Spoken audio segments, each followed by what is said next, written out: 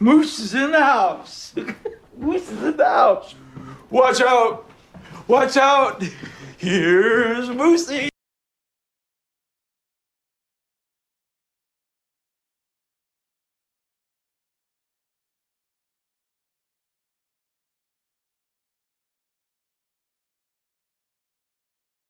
All right, folks. I got there's something about me that it's a little bit different than usual. You may notice it. This is me farming attention, just hoping that you'll notice a thing that's slightly different about me. The old man in some tough competition tonight. How my spaghetti build end up in rank B? I mean, what did you won? You got 3-0 in 2 tournaments, I think, right? I don't know. I don't know why things happen. I don't understand Monster Rancher at all.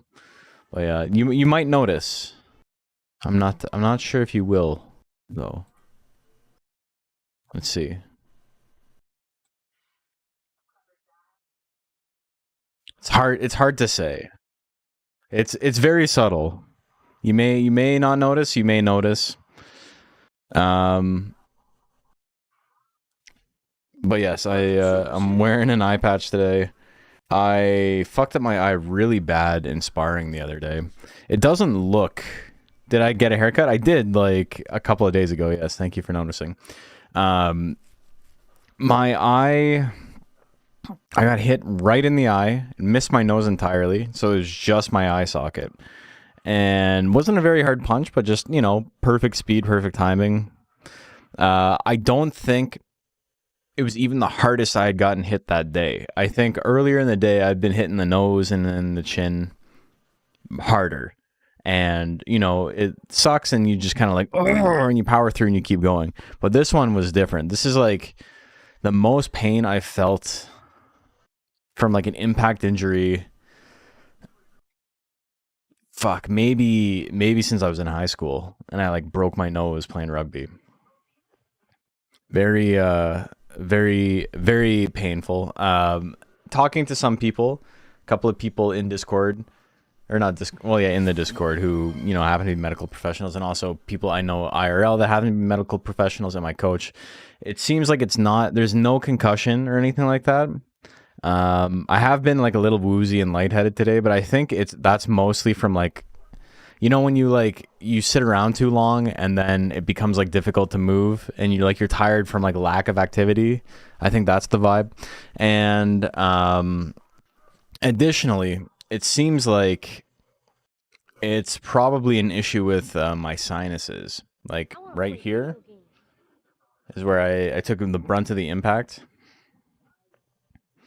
Yeah, we got multiple solid bones comments. Nobody's saying you can tell you guys are gamers and you guys don't watch movies, because I feel like Moose Pliskin is, you know, a little bit more apt, but it is the same character more or less. Like Snake is Snake Plissken. Like he's got the same fucking name. But yeah, it's I got hit right here and in my eye, so I physically felt it on my eye. And there was like a split second where I'm like, I can keep going, and then part of my body was like, this is just sparring, man. Like, this isn't a fight. You just go down. And so I went down, and I thought my teeth had broken. I thought like my orbital had broken, just like from the impact. And it was just like such an insane amount of pressure. And it seems like it might be some sort of like minor like microfracture on the bone, like where my sinus connects, because I was really stuffed up for a couple of days. I just went with the one you thought everyone would know. That's probably what everyone else is doing too. That's probably fine. I get you. And it's not like it's bad. Dude, Solid Snake looks cool as hell, man. But I think I'm in my Snake Plissken arch. Yeah, Escape from Toronto. We'll see. But my eye, if I look straight ahead, it's fine. this one eye had like severe light sensitivity, but it wasn't both my eyes. So that's a good sign that it wasn't a concussion of any kind. Because if you one of the main concussion symptoms is you have really strong light sensitivity, you have really strong sound sensitivity, just like any sort of visual or auditory signal can like really like set you off if you have a concussion. And that wasn't really the case. It was just mostly looking through this eye was like really, really intense. And the eye itself, like physically like hurts to touch. It feels like it's bruised, which it probably is.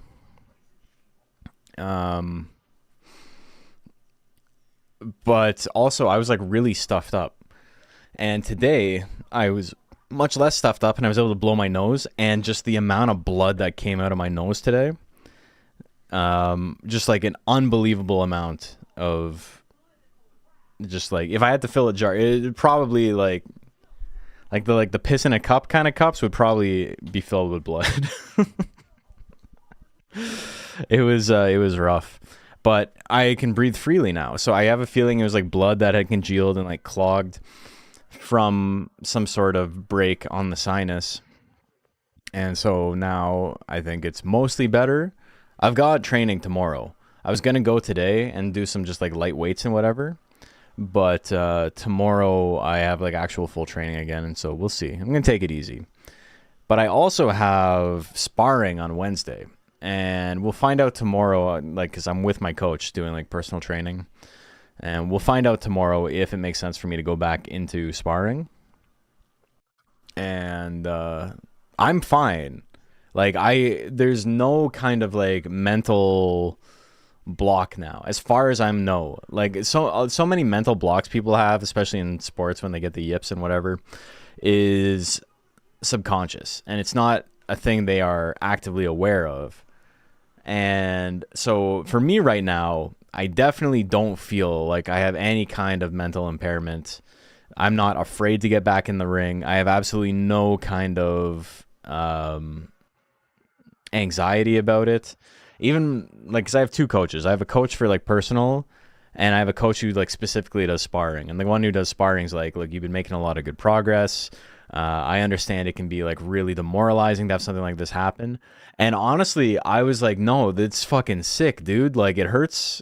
But my biggest anxiety going into the fight in June is that my fighting style is like very, very like brawler, heavy punching focused, right? And I was concerned that in an amateur fight, which is 3 rounds, 2-minute rounds, it's very, very short, very quick. I was concerned I wasn't going to be able to win on points. I didn't think I was a good enough boxer, and I was like worried that if I had to rely on just like brawling and like the actual fighting aspect of it, I wasn't going to be able to get the job done, just because I feel like 6 minutes isn't necessarily enough time to like put that damage on someone. And getting my ass beat like that by someone who was smaller than me and wasn't even throwing 100%. There's no way my coach threw 100% to hit me. He never does. So it was just like perfect timing, perfect speed, perfect spacing. If that shit can knock me out, and like I take like some pretty heavy shots every sparring class I do, because, you know, not every student is as measured and as controlled as my coach is. So sometimes, you know, they get anxious or they feel like they're losing or whatever, and they just start swinging fucking heavy. And I've gotten clipped a couple of times by someone throwing 100%, and I'm able to just like bear it and like keep going. Knowing that if I can just like land that one, I've won, is very, very motivating. Like, it's completely changed. And if anything, I am way more ready for my fight now than I was before. Sinus fractures, 3 weeks recovery. It's supposed to be something like that, but it's not an actual break. Like, I can touch the bone. The assumption is that it was like a small, like, micro, like, cut or something subdermally.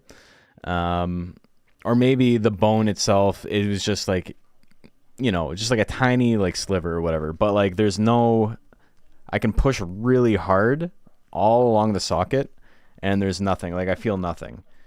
It's mostly the actual globe of my eye itself feels bruised, which it most likely is. And then whatever trauma was done to the sinus is still there a little bit. Like if I push further down where the sinus is right here, I can feel like the nerves are there. But it's okay.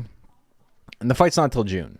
So if I'm able to do some light sparring, my Wednesday sparring class is like technical focused. It's like learn drills and then like focus on getting the drill done, or you know, like what's the thing you want to work on? Okay, let's work on that. And so people aren't throwing heavy on Wednesdays, and because of that, it lets you like really work on like footwork and positioning and stuff like that, which is really nice. Saturday class is a little bit more all in, which is where I got smoked. But worst case scenario on Wednesday, I just pair up with one of the other guys who's training for a fight, and we just go easy and we work on some stuff we want to work on, and well, I should be fine. Insert dozens of pirate jokes rolled out intermittently throughout the stream. Yeah, exactly. We got pirate and we got Pirato here, which is pirate AU, Australia, I suppose. Pirato. It sounds French, but it doesn't mean anything. I do love them though. Anyway, we got some Monster Rancher tonight. What in the pirate stream is this? I fucked up my eyeball. I broke my eyeball. Saturday is heavy drills. Yeah, exactly. Isn't there a Gaboo with an eye patch in Evo? There's a Gaboo with an eye patch, Don Mudleone, in Monster Rancher 4. Hope we can see about an Assassin's Creed Black Flag stream now. I don't think that's happening. But yeah, I appreciate all the kind words everyone had. The last 2 days have been like kind of rough. The first day, the Saturday, I laid down and I was just like, I just want to sleep. And so I got home at 2 in the afternoon, and then I slept until like 6, and then I ate, and then I went back to bed and slept until 10 in the morning. Because it was so painful to like look at anything, and it felt like just like a headache I couldn't get rid of with Tylenol, right? And then yesterday was a little bit better, but by the end of the day, it was way too much. And I was like, I got to go to sleep early. And then today, it's been mostly good. I got to clear my sinuses out, like I said, and that helped a lot. The only issue is that if I look like really far up or I look really far down, I still have like some muscle inflammation on my eye, and I think it's like because it's a little bit bigger, it's a little bit swollen. Here, I'll show you my eye. It looks fine, right? Like you can't see anything wrong with it really. It's a little bit dark, and there was a little bit of bruising here that's already gone away. But it's very sensitive to the light. And the biggest problem is that if I have to look up or I have to look down, it's like instant headache. Down is specifically worse, which is a very good indicator that it is sinus and nothing more major than that. But I can't... This eye can look up further and look down further. This one, because there's some sort of muscle inflammation, it like stops prematurely, and I feel like because it's like swollen, the range of motion is lowered. So it's like my eyes go like this and then down, and so the range of motion on my eye is not 100%, and because of that, if I look at the extreme peripheries up or down, I get double vision, and it sucks. But yeah, we're chilling. Otherwise, you haven't got any cheek numbness? No, there's nothing like that. Like I said, he didn't put any power behind it. It was just fast, and it caught me. And the worst part is it caught me with my head back. And when you have your head back like this, you don't have your neck muscles engaged to like absorb the shot. So it was just like sitting duck. I dodged the first one, and then I tried to like lean back to dodge the second one, but because I didn't have my chin down, I didn't have my neck engaged. And so I was like this, and then it just snapped my head, and I wasn't able to absorb the shot at all. I have a feeling even if I just had hands down and I was just looking at him like this and he hit me the exact same way, I would have just like taken it and kept going. But speed build confirmed. Honestly, I'm probably the opposite. I probably take more hard shots than anyone else in class, in any of the sparring classes I do. But I'm just able to like power through and have more cardio than most of the other people. So they're swinging full power, and I just like eat it, and they're ready to give up first. You have a Kamui in rank B? That's sick. Happy for you. If you know League of Legends, Crit Runes Gangplank. Sand in the eye won't be effective after it heals. It will not. Yeah, but we got some Monster Rancher tonight. We're playing some Vigi games. Excuse me. A face block. I'm not Rocky blocking. I'm not just like but you know, I have a very aggressive, like always go in type of style, and you get hit more often when you do that.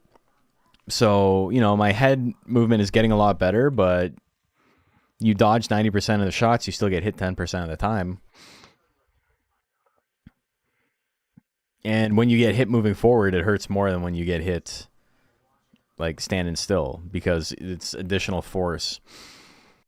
There's a couple of people who like the goal is when you're sparring, you spar 100% of the body and 50% of the head, and that's like hard sparring. That's not technical sparring. That's like the getting ready for a fight, condition your body to get hit type of sparring. And there's some people who are not going 50% to the head. And I've mentioned it. I've been like, hey, can we like relax a little bit? Because I don't want to have to go, I don't want to go 100% to the head. I don't want to hurt anybody. It's so fucking funny talking about sparring, because people, it's so hard to talk about it without sounding like you're bragging. Like you're the tough guy who just sees red, you know? But like there's been times where I've punched somebody, I got somebody with like a liver hook, and through their arm, still like, they blocked it with their arm, and they're still like, I gotta go sit down. So like I could hurt somebody. I could do it if I wanted. But I don't want to. Until it's fight time, and then it's like, I hope the guy goes home on a stretcher, you know? That's my vibe. When the fight happens, that's my goal, is like, I want to break somebody's ribs. But in sparring, no, man, I need those people healthy. They're friends. All right. Let's play some Monster Rancher. I'm not talking. It's so cringy to talk about fighting, I find, because, like, the machismo with it is just, it's so obnoxious, and it's so like, yeah, right, buddy. Right? Like, even me saying it, I bet some of you were like, yeah, all right. Okay. I bet. And I get it. I'd be the same way. All right. Do I have a monster fighting tonight? I gotta see. I think I do. Do I not? Rank B. No, I don't, because Rip the Whip and Chiquita Yida are in the lower ranks. Okay, so I don't have anyone fighting tonight. I haven't had a single monster fighting in the playoffs because both my guys got buys in their respective ranks.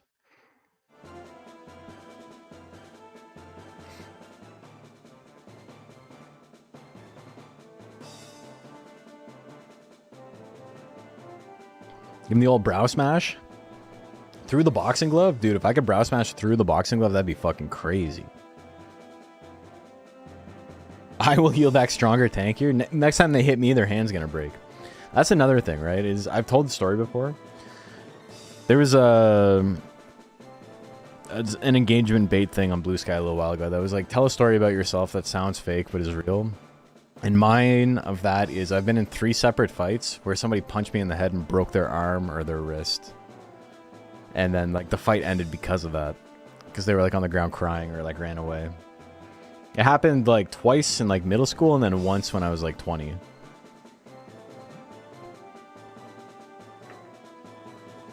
Alright, first off, anyway, if you're on Twitch, you can !bracket to see the bracket.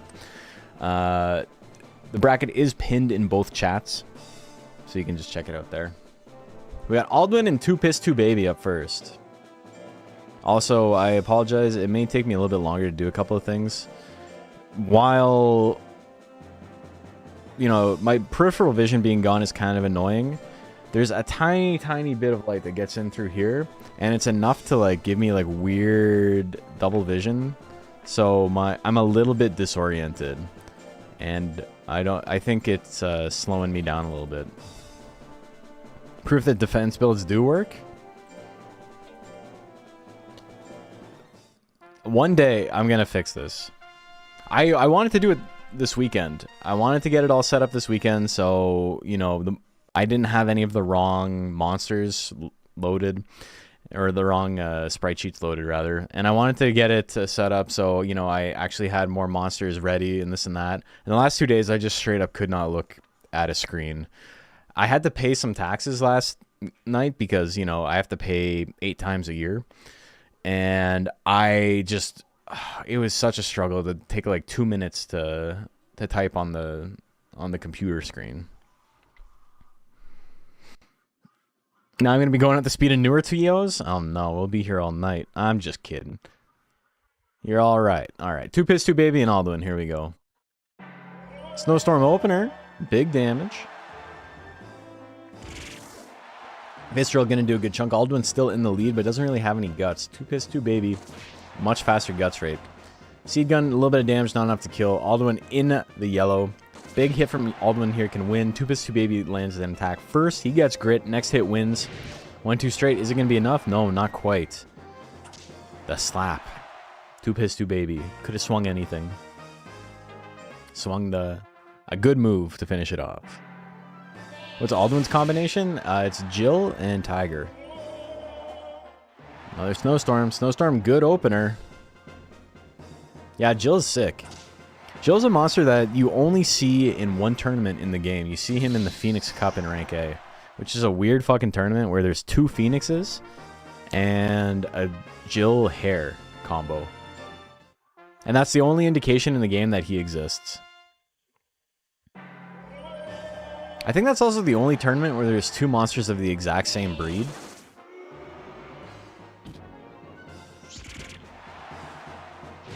Three Phoenixes would have been overkill, that's true. Ooh, face drill, good damage. The seed gun miss. Ice wave? Alduin. He's trying. The jabs. Triple jab. The punch combo? He's gonna take it.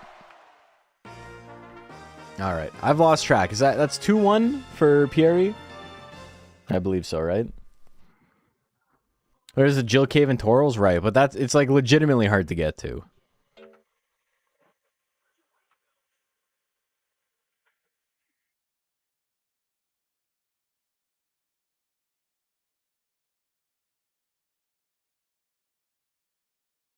All right, I gotta check the first match.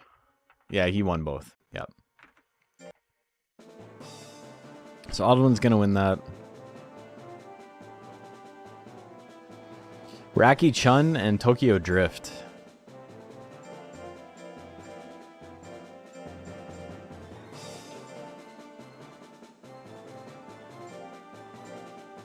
Raki Chun is literally the exact same build as Sussy Germa.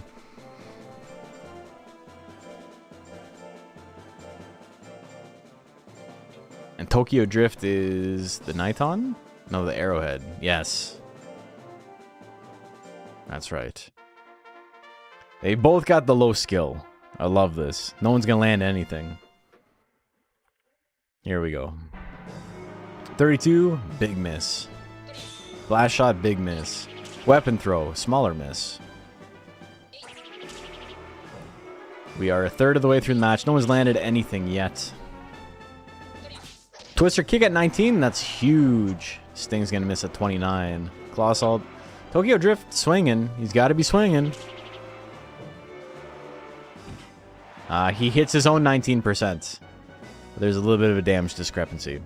Can't wait for Lobster Fest. It's looking sick. Game number 2. Here we go. The hidden Sting miss. Claw assault. Big damage down the half health. Twister kick. Damn, one shot. Holy moly. Okay, Raki-chan gets it.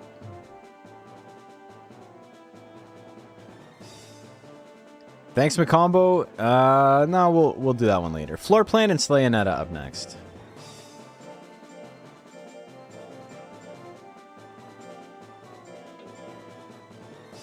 Just got here. What happened to my eye? I got hurt in sparring.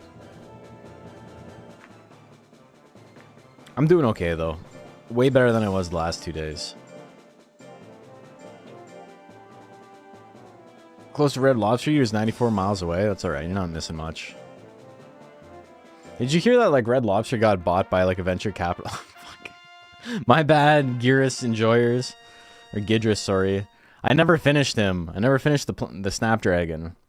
We gotta get around to that. Maybe that's a stream we'll do this week.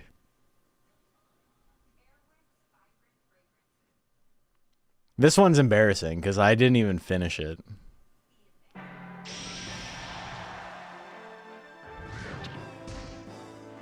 Alright, slamming down. Big damage. Just got Fury, though. Got bought by Flava Flav. No, there's some venture capitalist firm. Unless he, like, bought it out from under them. But, like, they bought it with the intention of letting it go under to sell it for parts. You mean it looks so good? The parts that are done look good. Yeah, the little doodles on them a little bit less so.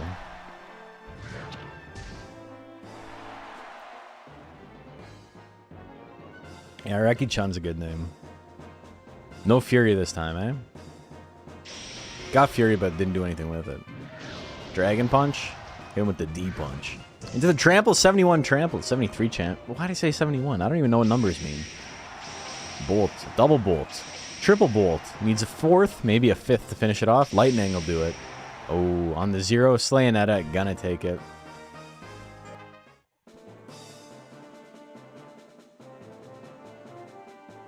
The Pixie wins. Old Man Yowie and Jam Tillery.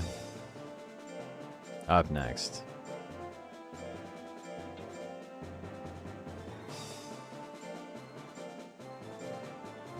Old man, look at my life. I'm a lot like Yowie. It could work.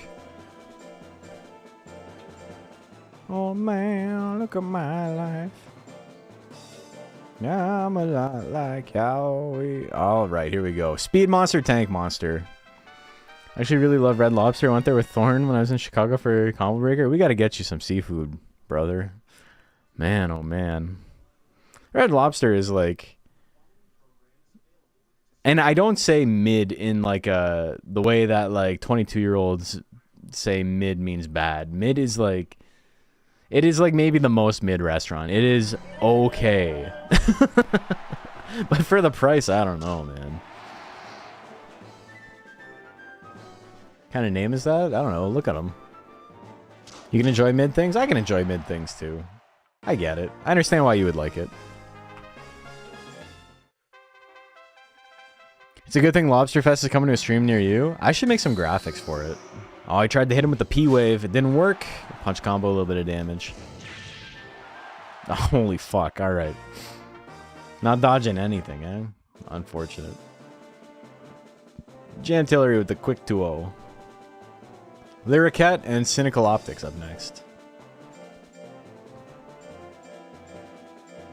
We had 11 monsters reach second dawn, which meant that they did not have to fight tonight. Oh no! Alright, I don't remember who made Lyricat. Like, give me 1 second. If someone's able to tag them...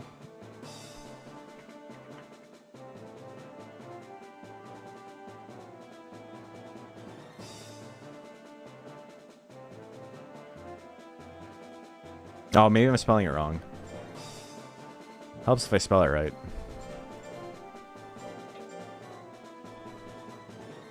Yeah, that's just me being stupid. Don't worry about me. Yeah, the U is before the Q.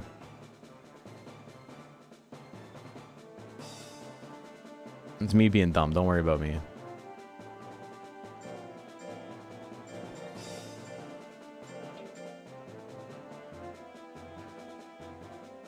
Yeah, I'm running tourney. I run tourneys every Monday. It's just, you know, I've been a little bit lax about streaming otherwise lately. Alright, Pixie subs. 2 tanks. I think Red Lobster is the only place that you can get crab pizza besides food trucks. Holy fuck, crab pizza? I just got stun locked thinking about that. Is this the Dread Pirate Moose Bones? Yeah. Skull and Moose Bones. I hurt my eye sparring, and it's pretty sensitive to light, but more so the eye patch stops my eye from like moving a lot, and if I'm like looking in like extreme up and down, it like hurts a lot. So I'm trying to minimize that. That kiss.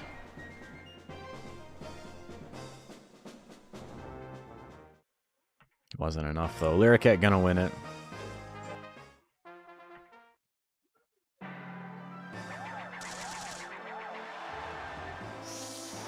Damn, the big eye beam. He's got anger. I like the coconut shrimp with the pina colada sauce. Dude, pina colada is like maybe the worst flavor profile that I really, really like. I hated it as a kid, and as an adult, I'm like, this shit tastes like battery acid. I'll take 3.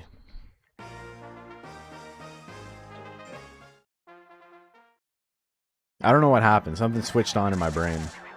Took an axe kick to the eye in Taekwondo tourney once. Holy moly. Yeah, it was just a straight right. It wasn't even hard. It was hard. Like, it's not like it was nothing. But it wasn't like full power. It was just in sparring, and I happened to be in like the worst possible position and got fucking obliterated. What's really funny too is that I stopped myself because it was my coach who did it to me, and I caught him out with like a solar plexus shot, and I knew I was gonna kill him if I landed at full power, so I like hesitated at the last second and like basically ate all the power on it. And then we were laughing about it later because he's like, yeah, you would have like knocked me out if you hit me. And then literally the next punch he fucking knocks me out. So, live and learn. Didn't have an eye patch. I don't really need it, right? Like, my eye looks fine.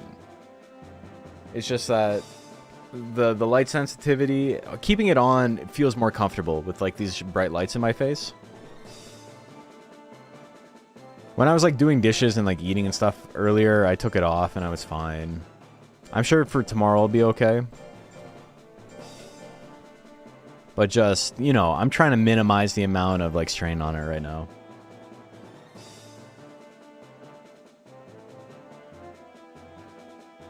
There's not even really a mark. That's, like, the worst part, right? If you don't even get, like, a shiner, it's, like... It's hard to prove that you're in pain, you know? You had to be here when I was finally able to, like, clear my sinuses, and it was just, like, the most blood you've ever seen in your life.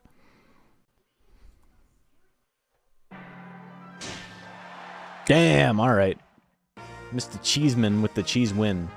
I love the coloring on Titan, man. The gradient from like the orange to the cream color.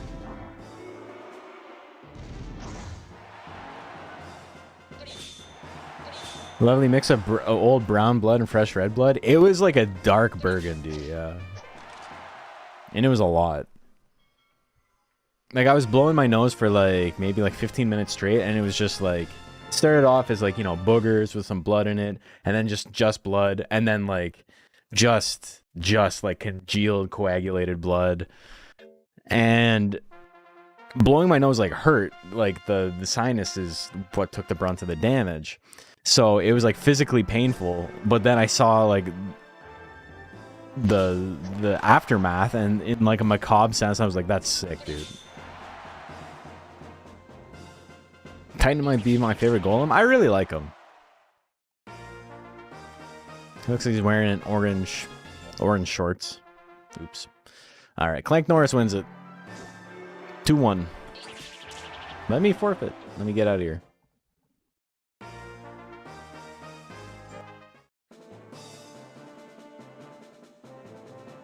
Clank Norris. Wow, whoops, what am I pressing? I'm pressing the F buttons. I didn't really play, like, much video games or like watch much TV the last 2 days. And like just the whole jack of asses. What the hell? And just like the whole like sleeping extra and whatever kind of made me a little bit foggy, and I didn't really have the wherewithal to like work on anything. And then like I couldn't really look at screens even if I wanted to. But today I was able to like look at my phone a little bit more, and you know, it felt nice to like be able to answer some work emails and shit. What have they done to us? What did they do to you? Oh my god. Because I saw some emails, like some important emails for work from clients on the day I got injured. I'm like, I'm not answering that today. And then yesterday I was like, I can't answer it today either. Have I seen the video of China's new synchronized kung fu robots? Nah, I've kind of been off the internet for the last couple days. Today I was able to play a little bit of Pokemon Pocket. I made it to Master Ball today. I did my climb with a pretty fun deck. No EXs in my deck, which was pretty sick. I used Gourgeist, Cofagrigus, and Houndstone. It's basically a deck that Houndstone gets more powerful the more psychic monsters are in your graveyard, and Cofagrigus and Gourgeist dump cards from your hand. So pretty fun little synergy there. Anglemore with those skeleton fists is your favorite? That's cool, man. Because I think Anglemore is one of the more goofy looking monsters in the game. But it's nice. It's cool that like everything is something's favorite, you know? Everything is somebody's favorite. Play Pocket? Duel you sometimes? Run Baxcalibur Wailord deck? That's sick. I love Wailord, man. I was running Wailord and Indeedee like 2 sets ago. Whenever he first came out. Is that how you pronounce Cofagrigus? Or it's Cofagrigus. I don't know. I think it's Cofagrigus because it's like, I don't know. I've never heard it said. I have no idea. Is that 1-1? You guys are confusing me. Help me out here. Kind of surprised how weirdly iconic Yu-Gi-Oh! Graveyard Zone. It's 1-1. Okay, thank you.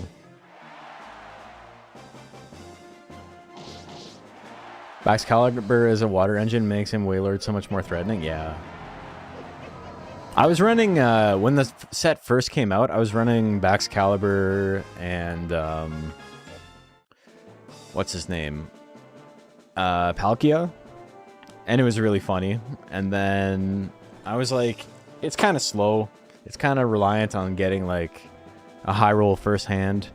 So I was just playing the graveyard, the Ghost Box deck, and that shit is stupid powerful. Maybe like after the Entei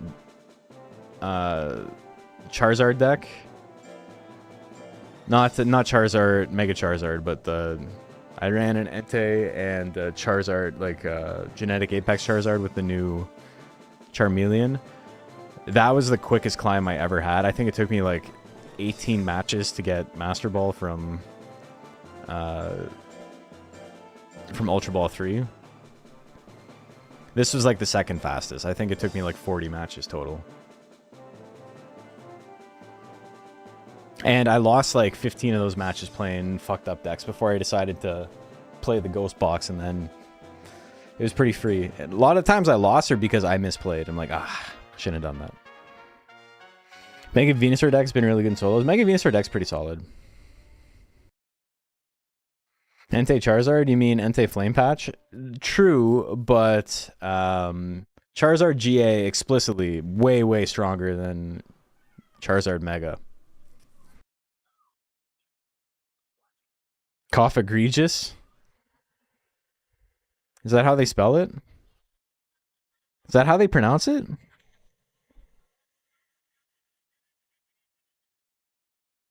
Why would they spell it like that then if it was like egregious? I gotta watch the show.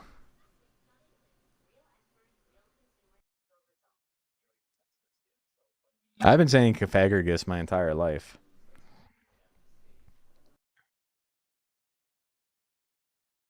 Cough egregious is actually hilarious. I could see it being real.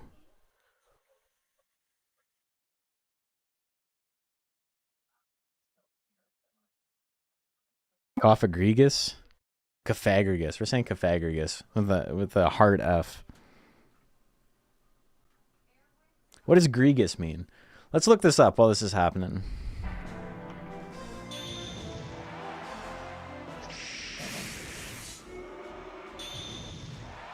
All right. Bulbapedia, what do you have to say? Because you're usually full of bullshit, and it's kind of funny.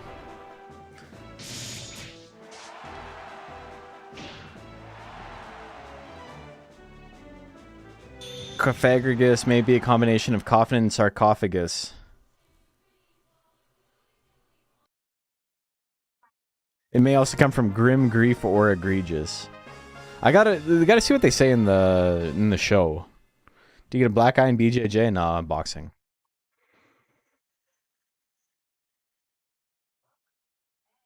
Yeah, I've been saying Pythagoras because I thought it was coffin and sarcophagus.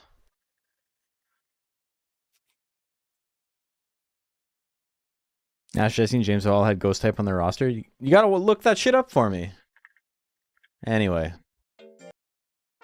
Captain Crunch wins game 1. Cough ingredient, exactly.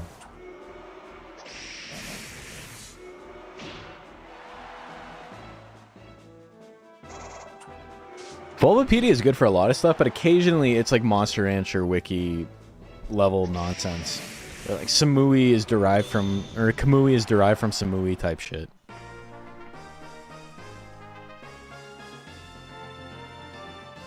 The name is pretty bad. It's a very cool mon though.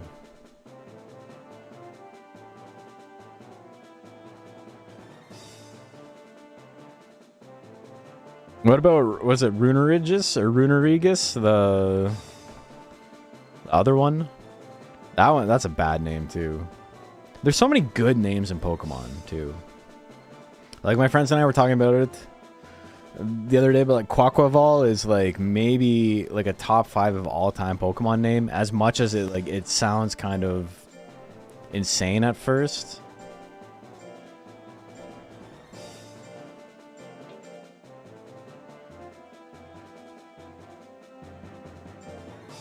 Cofagrigus? Cofagrigus. Cocodrilo. Pollo. Pollo. Cofagrigus. Cofagrigus. Yeah, you know. You know what's up.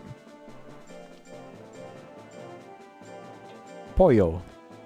Pollo.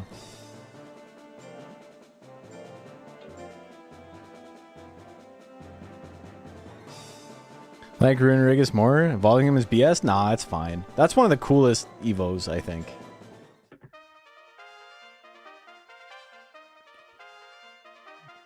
Rhydon and Gulpin are in your top 10 as like sick mons, or like the name?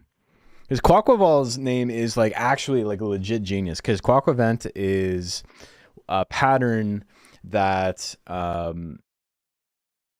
like it's a radial pattern that is symmetrical, and like each basically it almost like what do you call it when the pattern like constantly duplicates?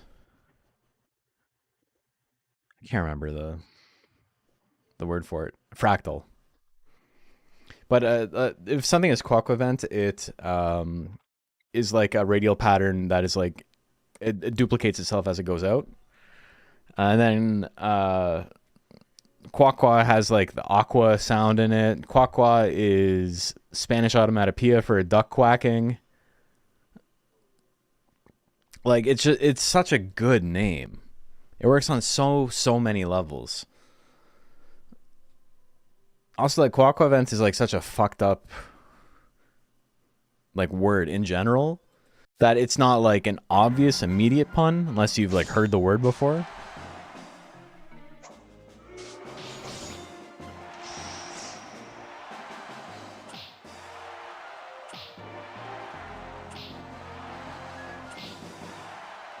Lizardon wouldn't have been popular if that was his English name. Charizard is like pretty basic. It's a good name. Charmeleon is a better name. They just added one letter to chameleon. It's a good ass name. But yeah, Quaquaval is, or Quaquaval. I guess I haven't watched the show, but Quaquaval would probably be more accurate because it's Quaquavent is the word. But I think for Gen 9 Pokemon, they had trouble with new Pokemon ideas because so many were copies of old ones. I don't think that's true at all. I don't think that's any more true for Gen 9 than it is for any other gen.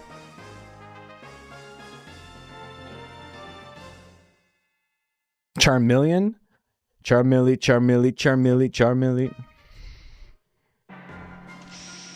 Orthworm, best Gen 9 mon? Orthworm's pretty cool. It's really crazy that in like the same game where you got like Quaquaval, you've got like Rabsca and Rellor, which are like maybe the most dog shit Pokemon names that have existed in the entire game. I'm pretty sure that's 2-1 for the Pixie. That's why I ran the third game. I'm gonna look it back real quick. Rabsca and Rellor are fucking terrible, man. That's some shit I would have come up with my like fake mons when I was 10 years old. 2-1 for Lizina? Cool, thank you.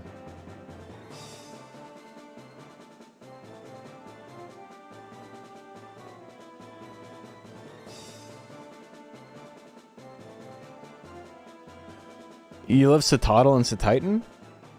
I think they're good names. I don't really like them as Pokemon, which is kind of crazy because I love me some whales.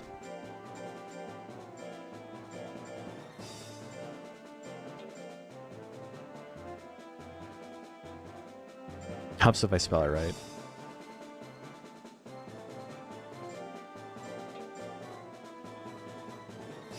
I think at this point there's so many Pokemon that there's not many truly original concepts left. No, and like what are they gonna do? Never do like a bat or a dog again?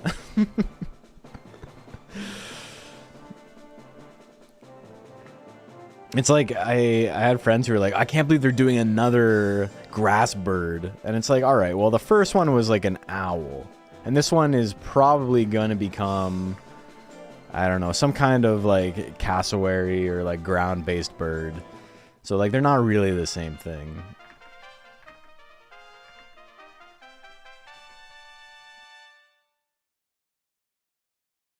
Another owl? I don't think we're getting another owl.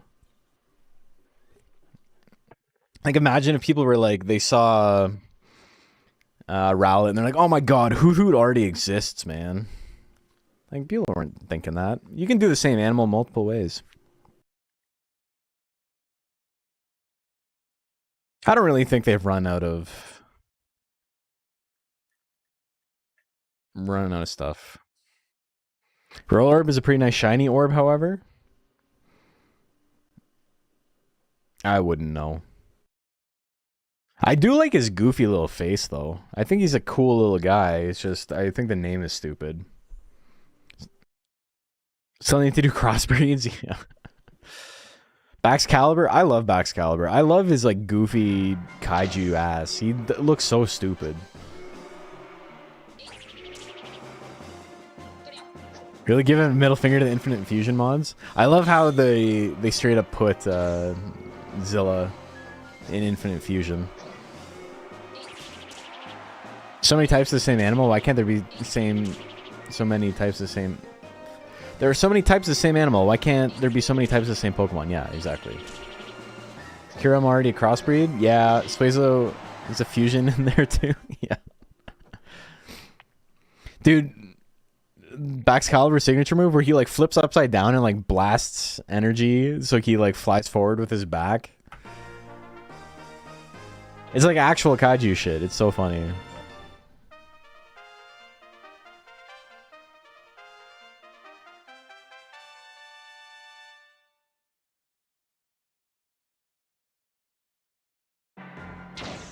They have so many new Pokemon they can make? Yeah, but that's why they're still making them. Zapmol Kuno? A manga exclusive canon fusion? I don't know if it's manga exclusive if it's canon, but we can agree to disagree on that. Yeah, Godzilla did that versus Godzilla versus Hedorah. Yeah, exactly. Shout out to Megabax for just being the same mon with a big sword stuck through it. Is that really a thing? I haven't seen Megabax Caliber. Hold on.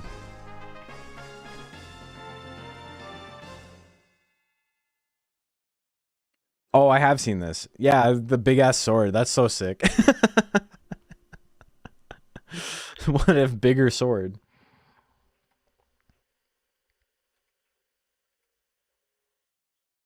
Okay, one sec here. Last one went to time, but it was for the Raki as well, yeah. Okay, Raki-chan. They do a Pokemon based on the two-striped walking stick, make it a magic stick and it would rock. Oh, he's named after a sword? Well, yeah. Missed opportunity with making shiny Hydreigon gold. So, it looks like King Ghidorah. Yeah, he's green, right?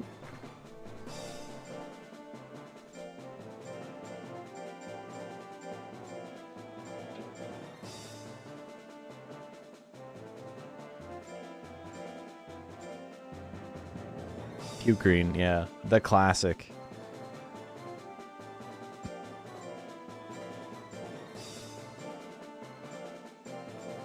I think the only, like, lime green Pokemon that works as a shiny is Sandshrew. I love the little pistachio Sandshrew.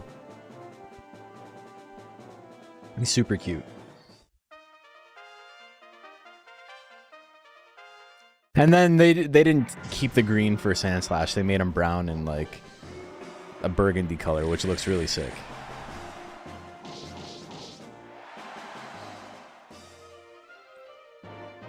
Green Sandshrew is peak, that's what I'm saying. Espeon is cute. Yeah, Espeon's like lime green too. 83% missed somersaults? Holy. That sucks. The red spines on Sandslash? Yeah, it looks really cool.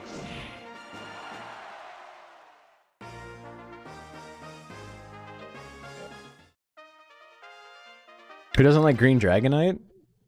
I don't even really like Dragonite as is.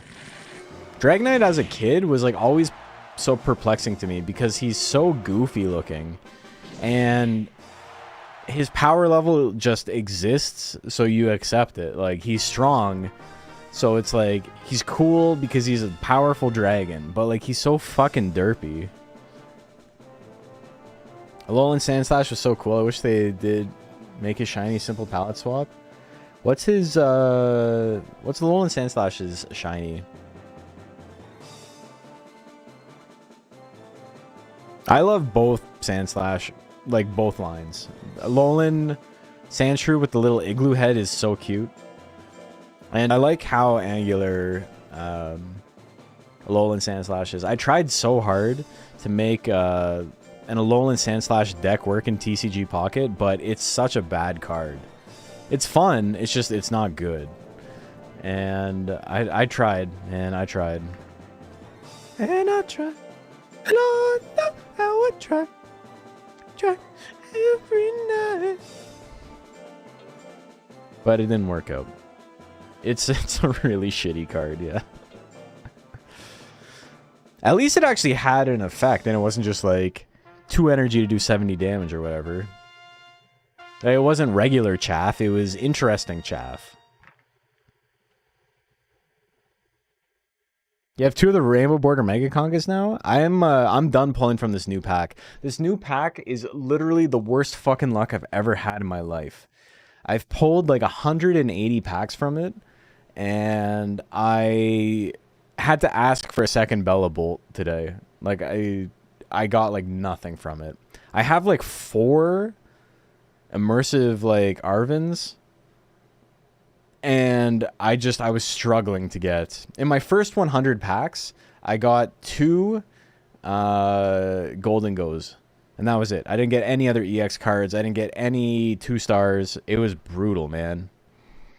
Literally, like, unbelievably bad luck. Yes, thank you, Torble. I appreciate it. Dragonite's cool. Leave him alone. I think he's fine. I don't actually think any, you know, this is me being a 36-year-old, but I don't think any of the Gen 1 designs are, like, bad. I think they're all fine. Kind of falling off pocket. It was pretty, like, whatever when it first came out, and then it got really, really good, and then it got, like, kind of shitty, and then it got really, really good again, and it's kind of shitty right now. They released a card called Lucky Ice Pop, and it's basically a potion, except you flip a coin, and if it's heads, it goes back in your hand instead of the discard pile.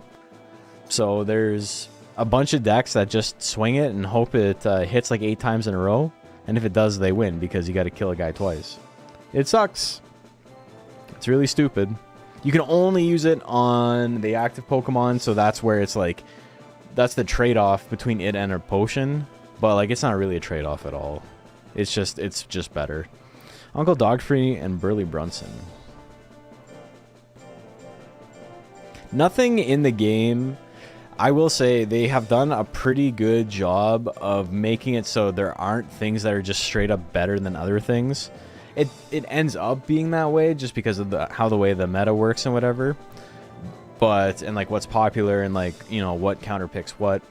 But for the most part, there's no card that's just this other card but legitimately better. It's like, it's better, but maybe this other one has like a niche use. It's not like, there's no potion that like heals 30 instead of 20, right? Like there's nothing like that. That is just like objectively a step up. Your Wailord loves Ice Pops? I bet he does. I get back into it if I get a hype card or something. Yeah, normally that's what it takes, right? Is you see one of your favorite Pokemon gets added to the game or whatever, and you're like, oh, okay, maybe I'll play again. Isn't really any badly designed Pokemon. Maybe some are a bit boring. There's some that like aren't my favorite, but yeah, I think I would agree for the most part. The games have like a pretty high hit rate. Spiel EX? That'd be sick.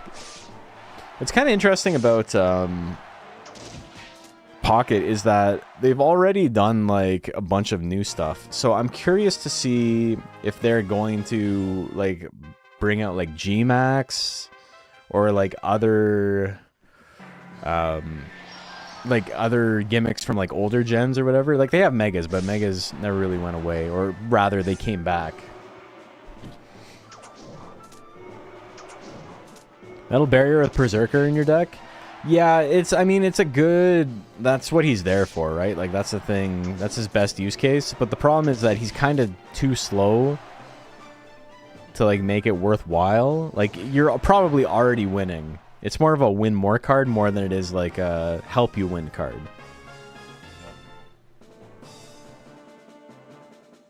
Magcargo might get cheesed out. Was still having fun playing roulette with its attack. Magcargo is still pretty funny. It's not terrible. The helmet makes him a lot stronger. Don't Smell and Barbecue Burt up next.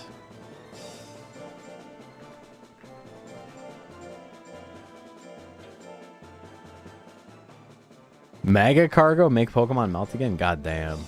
What the hell?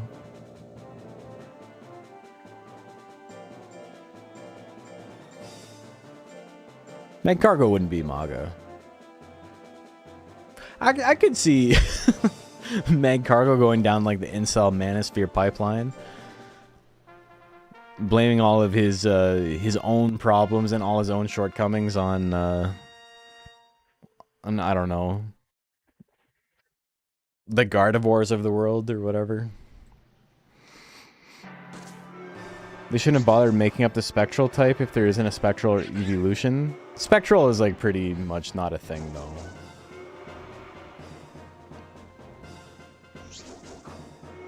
Reuniclus is a funny card. Yeah, I like Reuniclus too. Again, super gimmicky and like most good decks just face roll it, but...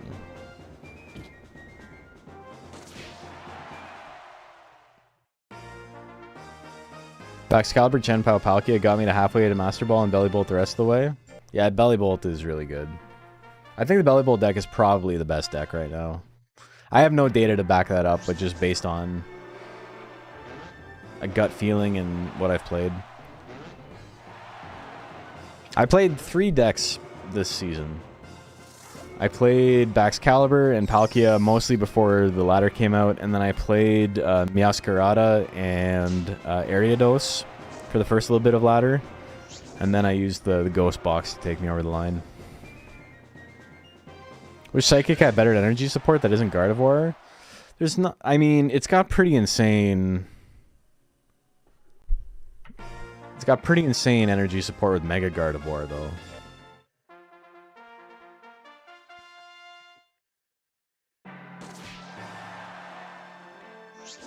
Reuniclus decks now run 1 Mega Gardevoir and 1 regular Gardevoir. Holy shit. Got big banged.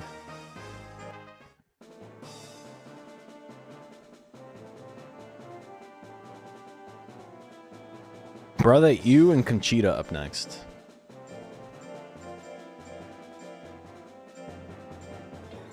Yeah, I don't want to run a lose condition just to power up Reuniclus. It's not really a lose condition. It's like the opposite. You get a free 90 HP heal on a huge wall. Who's doing enough damage to you that they can take him out? I lost an eye? Nah, it's just it's light sensitive because I got punched. I got punched too hard. Losing an eye would be sick.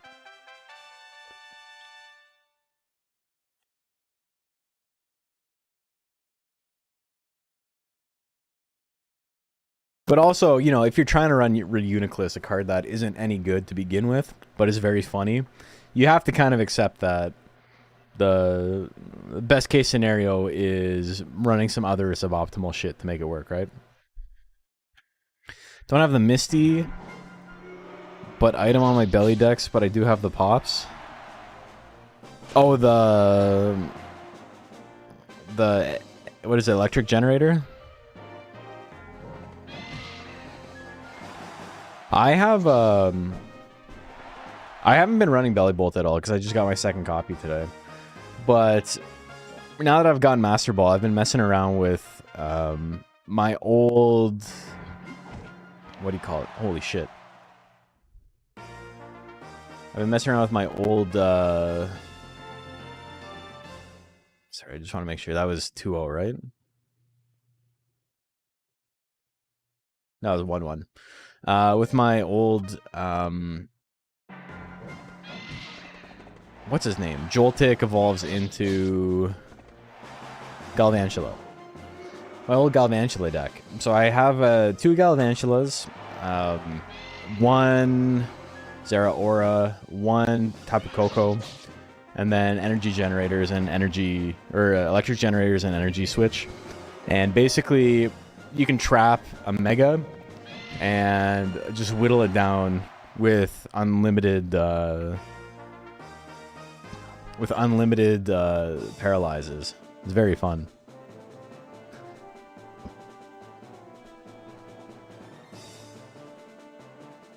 Misty still shows up randomly in water decks second round with 19 cards. Yeah, it's still pretty good. Anything that needs like Palkia uses it still. Anything that needs more than like 2 energy per turn. Bro, that you gonna take it. Sussy Germa and 1000 Sunny. A reminder that like these are really strong monsters, but none of these monsters got a buy. They were not top ranked. Like Dragonite and a couple other monsters are... Or Dragon It Out, sorry. I got Dragon It Out and Dagonit mixed up because they're both Machos Mon. And a couple other monsters like that were like extremely dominant are just waiting in the finals already.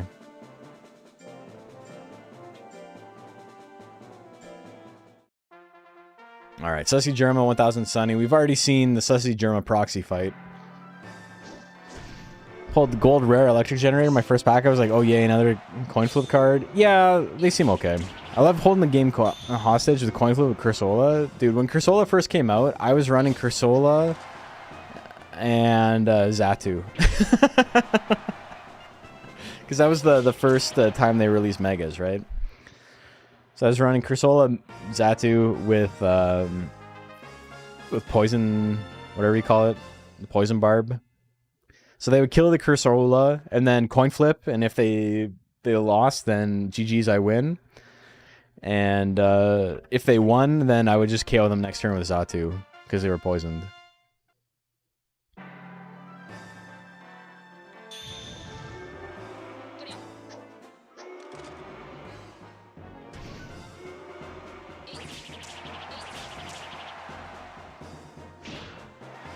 Cursola is such a funny card, man.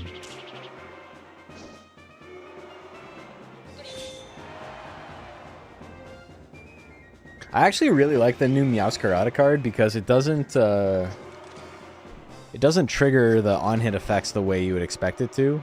Like, it still will, but you can like get around it in like terms of like. Oh, hold on, who won that one? In terms of like, if I attack here, I get KO'd because I only have 20 HP left. Now you can throw a thing out to do some damage. Double Sussy Germ will win, right? Yes. So like, you have 10 HP, they have Rocky Helmet on, you can still do 70 damage to them. Okay, next up, Takamura and no skip leg day. And then we'll have seen every monster.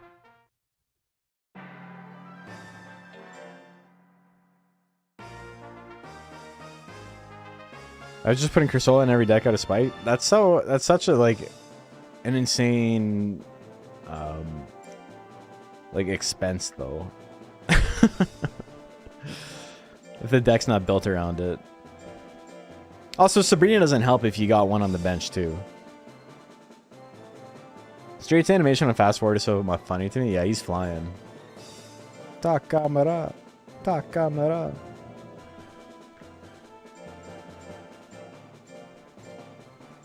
I don't think anybody's filming the fight on June 6th.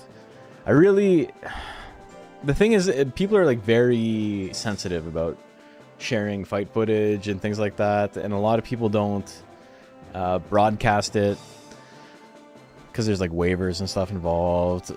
But I really hope it is streamed or something, because I want to watch back the footage, win or lose. But it's gonna be win. Like, let's be real. I'm gonna win my fight. Are Dragon decks good yet? They're probably the worst they've ever been. There were a lot of like Dragon decks that worked like fairly well earlier in the game. Dragonite EX is pretty solid.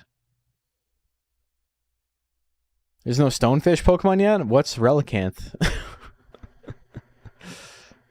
Heard people want a Cockroachmon? What's Buzzwole? Funny how Mega Gardevoir was kind of hyped up a bit, but I think it faced it once at most to Master Ball. I ran it to Master Ball, the set it came out. It's a Coelacanth. What's the difference between a rock fish and a stonefish and a Coelacanth? It's a fish with a stone head. Oxalisi, thank you for the follow. Hey, Mads! The Monster Rancher hype has been so high over here. I've gotten 2 people playing recently. That's so sick. Rockfish are poisonous? Still no fly Pokemon? I think he got me there.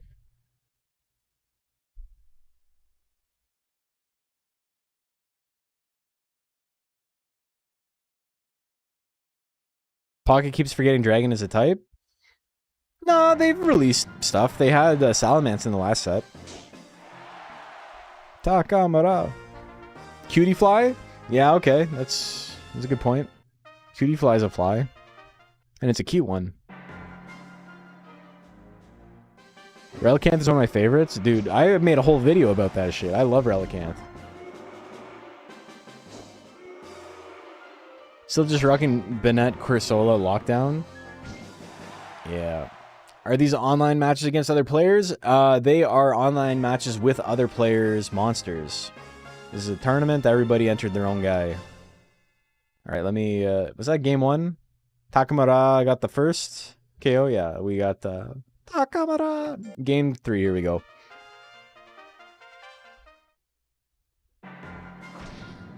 Yeah, I love Relicanth.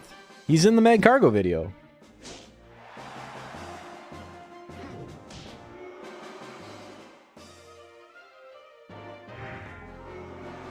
It was very funny to run a team that had like 4 weaknesses to fighting and was still like really, really good because the best fighting types in the tier were Sock and I think Girder, and like that was it.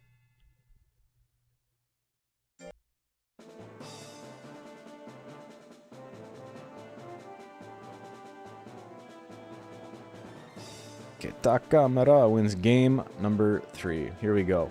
All right. Thanks, Macombo and Aldwin. I guess we actually haven't seen this one yet. We haven't seen thanks yet.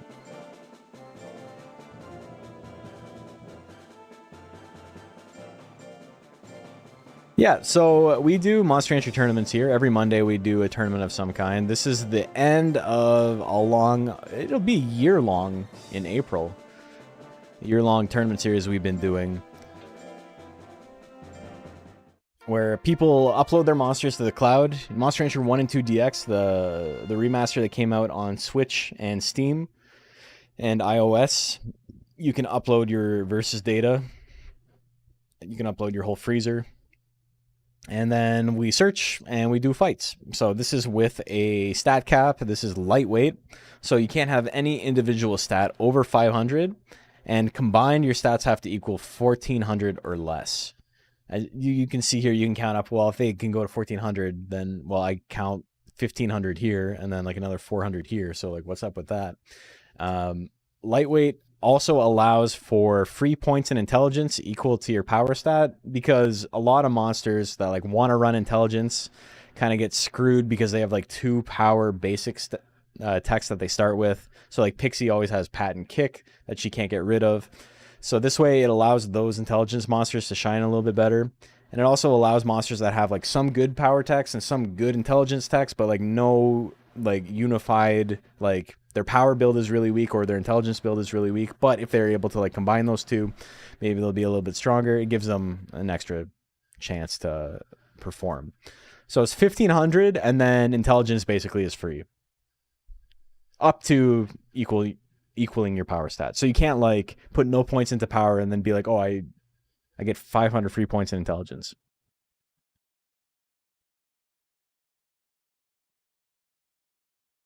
Okay. The Blizzard. Big damage. Thanks, Macombo is first seed in this tournament, I do believe. Excuse me. Oh, all right. I look away for 1 second. I didn't even look fully away. It's just when I'm like here, I can read chat. I cannot see the game. I can see the game in my OBS screen, but I can't actually see my game window. Wolf matches end so fast. Yeah. He's swanging. He's a good monster. Who would have thought? 98 missed just to rub it in. Yeah. Thanks, Macombo. All right. Now we are into the play-ins. Top 12 make it to the finals of the DXBL Lightweight Rank B. And we are now in a position where winners of each of these next few matches will be top 12, and they will be going through. When's the next species tourney? I don't know. Not for a little while. Unless someone else wants to run it. Jam Tillery and Lyricat up first. And also the eye patch, I got hurt in sparring. I was boxing, and my eye is very light sensitive right now, so with these big floodlights, I'm wearing it so I don't get like an insane headache immediately.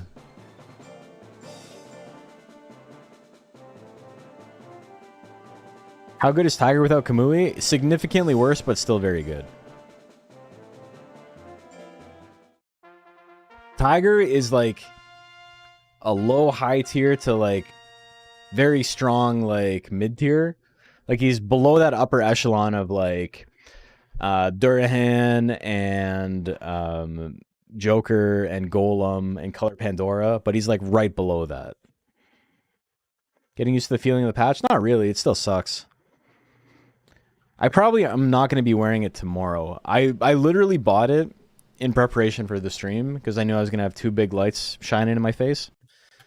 But I think by tomorrow I'll be okay. I won't need it. Damn, the maximal zap. Holy shit. Ah, fuck. All right. Let's re-enter him.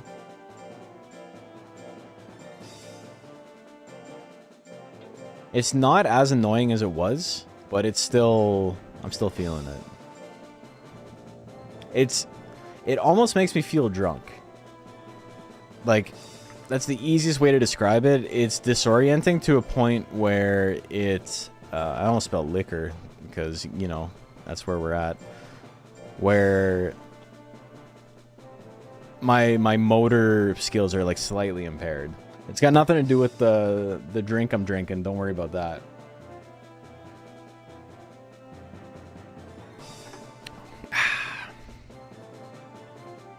Maybe a little bit. Alright. Lyricat up 1-0. No maximal zap this time. Tit for tat, baby. Kit for cat. Game number 3. Here we go. Twiddling 2. Could be big damage. Crits. Puts him in the yellow. Another one. Twiddling 4. The rarely seen Twiddling 4. Always wondered how people get their stats to be exact. Rerolling. They get to a point where they know... Alright, if I do a domino drill right now, I can get between 7 and... I can get 7, 8, 9, or 10 for my rolls. And I need exactly 9. So I do it. I got an 8. Alright, let me reload the save. 8 again. Reload the save. 10. Alright, reload the save. 9. Alright, cool. I'm good. They just... There's nothing fancy to it. It's just a lot of tedium.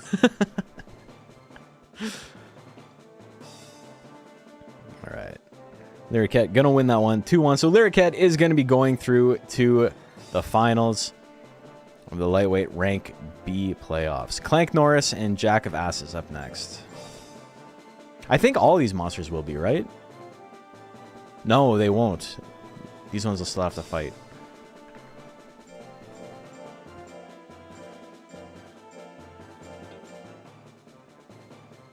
Yeah, there's a feature on the advanced viewer. Yeah, so a lot of people who play competitively are playing on Steam, and there is an add-on app called the advanced viewer, and what it does is it shows you all of your monster stats, even the hidden ones. It shows you their like fatigue and their stress, and it shows you their form, like how fat or how skinny they are, and their loyalty and all that stuff. All the stuff that's like normally hidden from the player.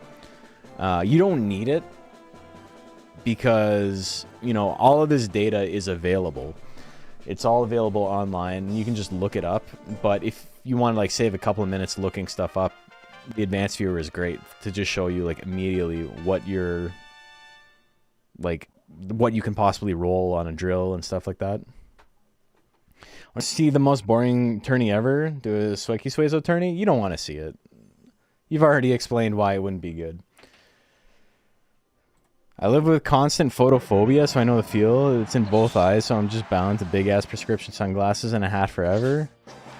That's cool, though. You look like the Unabomber. That's awesome. I'm happy for you. No, that sounds awful. I'm sorry for you. Dark's timeline, Nash finally living out his evil villain aspirations. What would evil villain Nash be doing? Instead of Monster Rancher, what would I be playing? What's the evil Monster Rancher? I cover my beautiful eye. I got punched super hard and fucked up my sinus. Strict stat caps? Oh, man. Yeah, alright. That's part of it. That is kind of evil Monster Rancher. That's just Japanese Monster Rancher, though. Pikmon? Holy Christ. Dude, Pikmon's so fucking funny. If you guys don't know what Pikmon is, it's a game that it just came out on Steam, or if it's like early access, or I don't even know if it's available yet. But it's literally Pal World, Like, it's just Power World, except they, like, stole a bunch of, like, fake mon designs from, like, artists.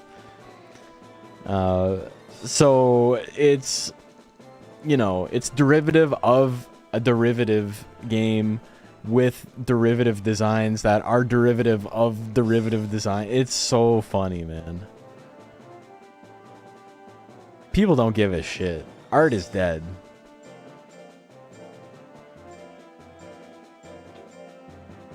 No actual game yet? That's more evil than what I said? Barely, but yes.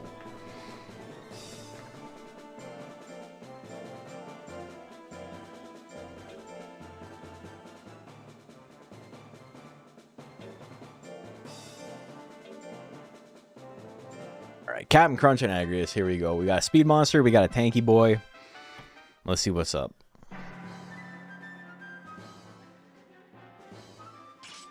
Slash combo, 20% chance, eh? Definitely doesn't need slash combo to get the kill here. Million blows should do it. Or million stabs, rather. The super fast straight. Put him in the yellow. Goes for a million stabs. It misses, though. 46%. Pretty good. What are you going to do? Captain Crunch. Smiting his opponent. Missed the opportunity to call it Peak One? Yeah. But every monster looks like a Pokemon Power World Fusion with Link and the Darling. And the Frank's female lead. The only original design style is a grasshopper that turns into a motorcycle. Isn't that just like... Isn't that just like Koraidon, though?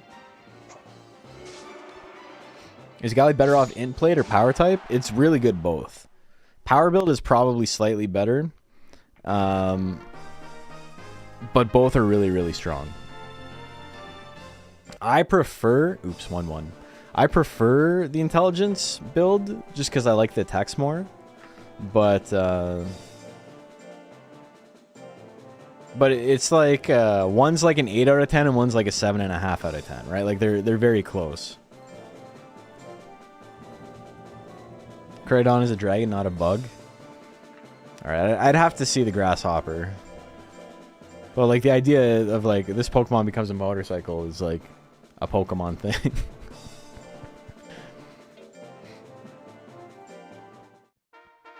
Curious if we're going to check out Monster Hunter Stories 3? Yeah, people keep asking me. I've never played a Monster Hunter Stories game, but I'm not opposed to it. It's just, there's so much other stuff going on, right? Joke is pretty common. I look completely unemployable instead at a desk with that fit in the darkest corner of the room possible. Damn, dude. And it's just photophobia? You don't have like porphyria or anything? Just the eyeballs, not the skin? Sorry to pry, I suppose. Captain Crunch wins that one 2-1. Raki-chan and Dry Skin. My wife has a kind of porphyria. Not like... It's not debilitating, but like... She will like break out in a rash in sunlight. It's not like sores or anything like gnarly. It's not that serious, but it does make her like itchy and whatever. Still need a Galley with only back blow line 10. Call it Pimp Punch. Pimp Punch.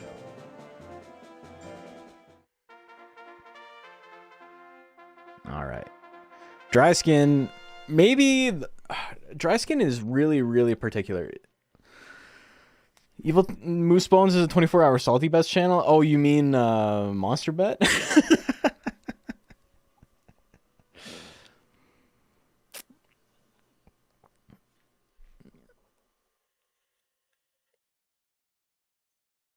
Dude, that... I feel kind of bad for the guy because his friends did him so dirty. We're not going to get into it, but like the hype men he had didn't have his best interests in mind. It was fucking embarrassing. But I was going to say Dry Skin is maybe the most peculiar, like high-performing monster we've ever seen because it's proof that there's still like stuff out there for people to discover because Dry Skin's build doesn't have anything that's like none of the takeaways from Dry Skin are like common knowledge takeaways of like how his build works. And looking at it, you would be kind of remiss to believe that it is as dominant as it has been. But Fireball, some basics, it's doing pretty well. It's been doing pretty well for years now. The bites and Fireball. This will be a hard matchup for him. So I'm sorry to put all the pressure on him, but it's just a good build. It's really unique, and it's been doing super well. I don't know why more people haven't copied it, honestly. I think people haven't copied it because they don't want to be the build that copies dry skin. They don't want to be copycat. Oh my god, beat his ass on the buzzer.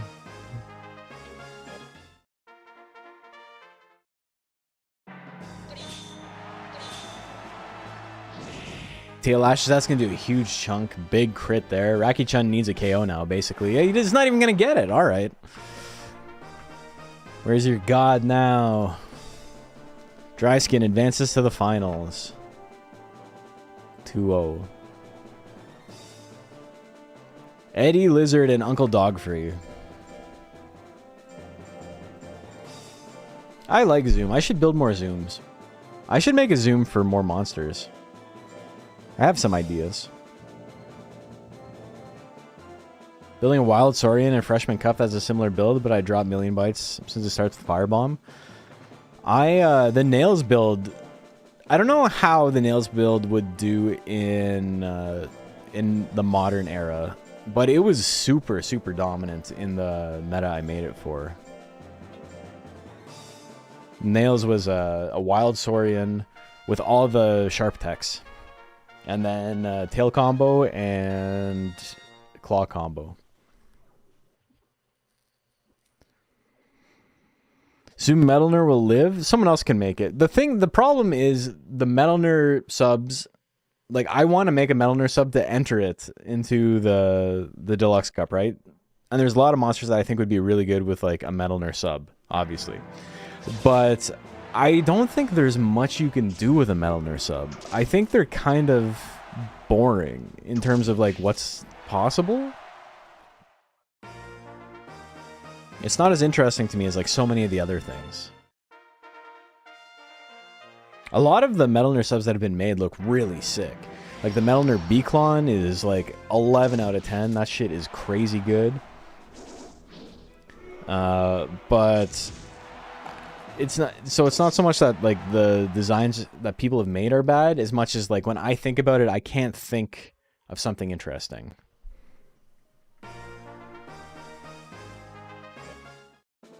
Dogfree gonna take that one.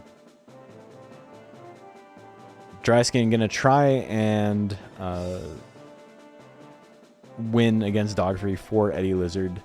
Gonna get him back. Barbecue Bert and Brother You.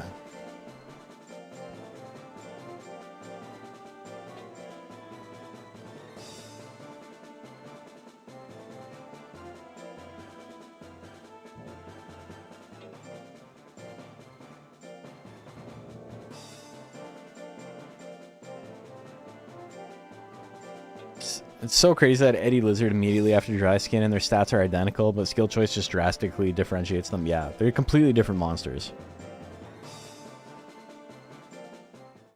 It's exciting hearing about the new monster combos for the first time. Kind of look forward to the surprises. Yeah, it's going to be sick.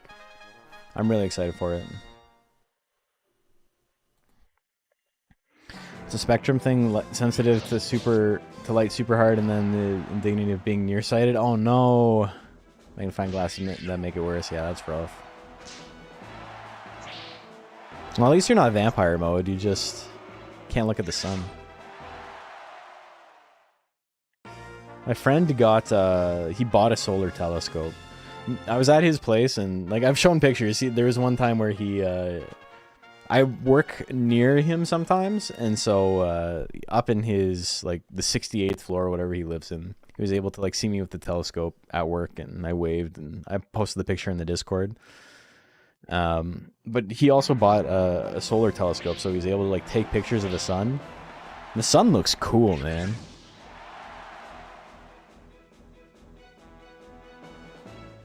Did brother even play there? Did you play brother and it didn't play? Here, one sec. Maybe it's just quiet.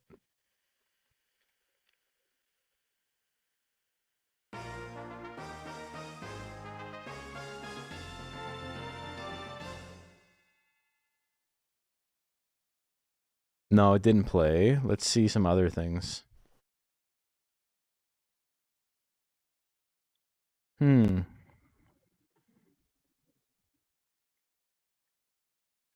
let's see. Let me retry it. It should be working. It was working the other day and I haven't changed anything.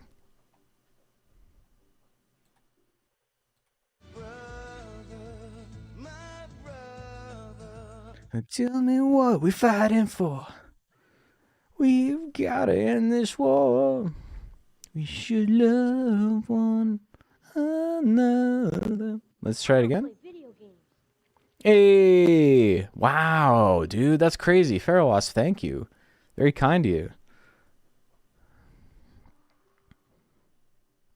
Let me play it again.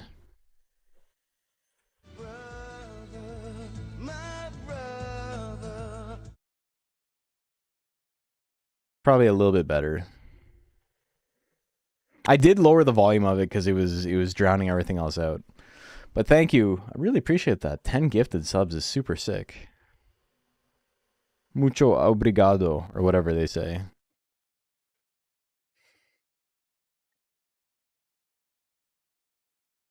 You know what? You get one of these too, Pharaoh.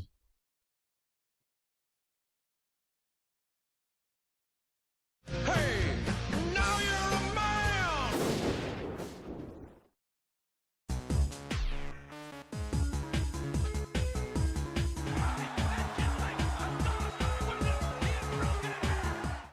Brother was dead in the match already. It happens. I'm sorry. Brother, you brother. Barbecue Bert. Gonna win that one. Sussy German and Takamura up next.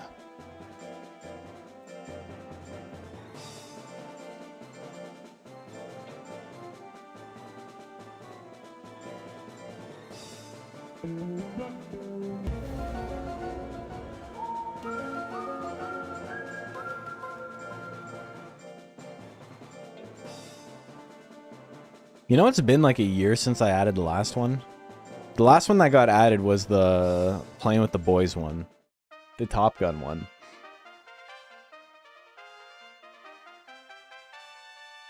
Stream showed up on my follow channels above Amiru. Let's go. That's, yeah, we're doing it, man. I'm sorry, I'm terrible with the... We're doing it. All like 50 viewers I have on Twitch right now, we're killing it. What I have on YouTube? 30, let's go.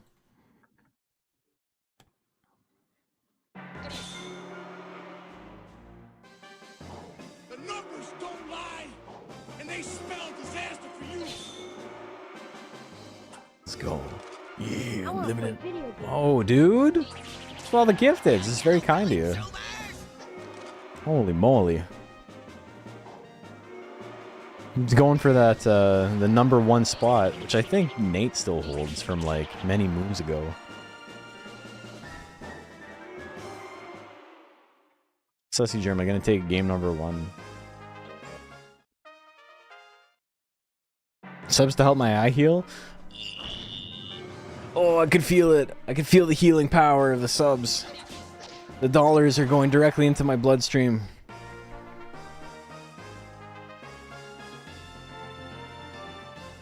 Gotta make a worm even if I don't cocoon it. It seems easy to make it into a tank. Worm's sick. I wouldn't make worm a tank though. He does not have a fast enough guts rate for that. If you're making a tank, you want a fast guts rate mon. Alright, thanks Mott Combo and Slayonetta, our last match to see who is guaranteed a spot in the finals.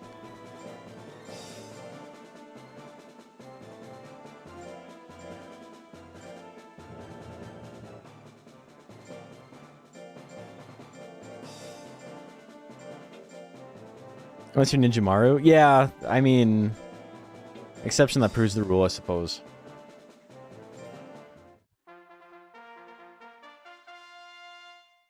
Alright, here we go. Really, really insane mismatch on paper here. If you got like a top 2 monster in the game versus one of the worst monsters in the game. But we'll see. She's got a big guts lead. She can make something happen. Kick is not going to do it, though.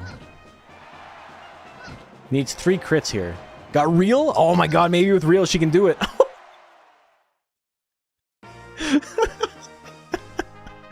Hell yeah. Dude, that was so sick. Let's go.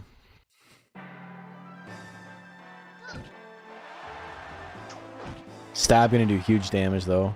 And the Blizzard, is it enough? It is enough. Next combo takes game number 2.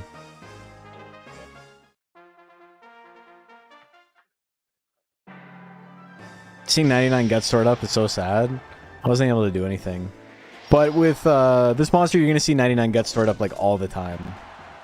Still has Fury. Oh, we didn't get to do anything with Fury. Look at that. Dude, he just spent like 100 guts there attacking.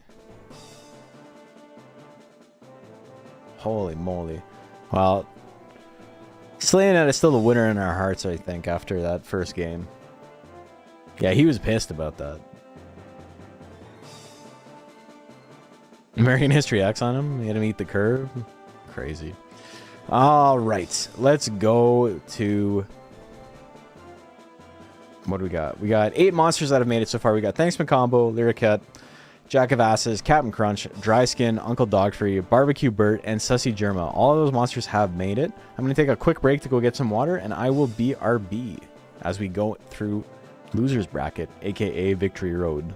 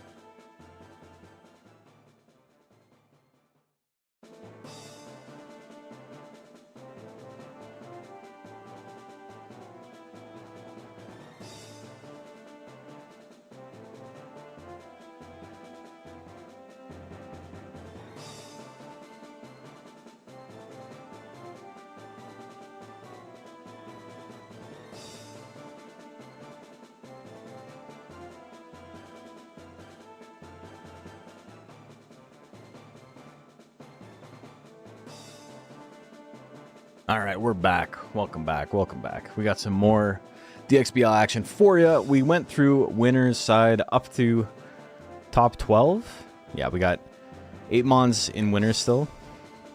I guess it's top 16. Oh, wait. Yeah, this is going to be awkward, eh? These monsters are guaranteed to spot. The others are not yet. Loser at 52. Yeah. I see how it is. I see how it is. Okay. So, we got to go through losers. We got No Skip Leg Day and 2 Piss 2 Baby up first.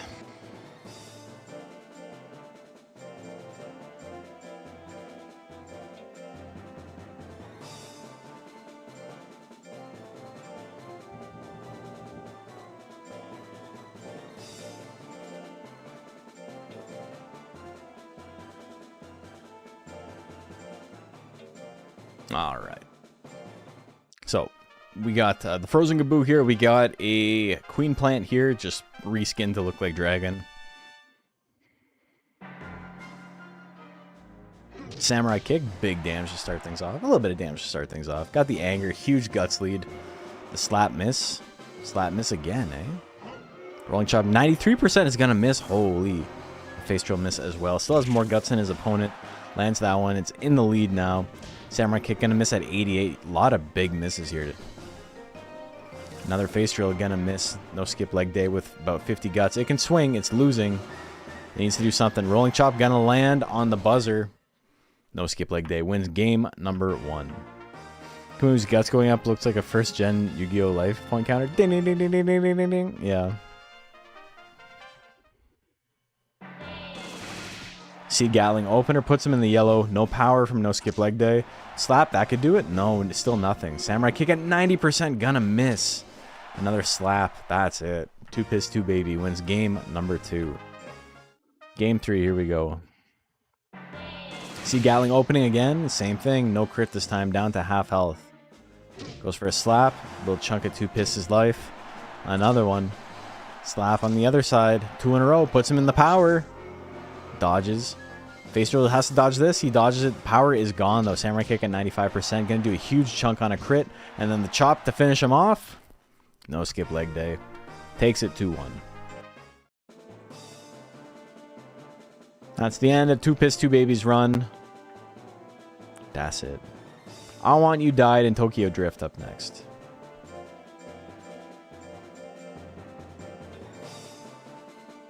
Just thought it would be if Moose had a co-announcer with a voice changer so that random characters could comment on the matches with him. Bring some towels and some garbage bags. You just need a voice actor for that. You don't need a...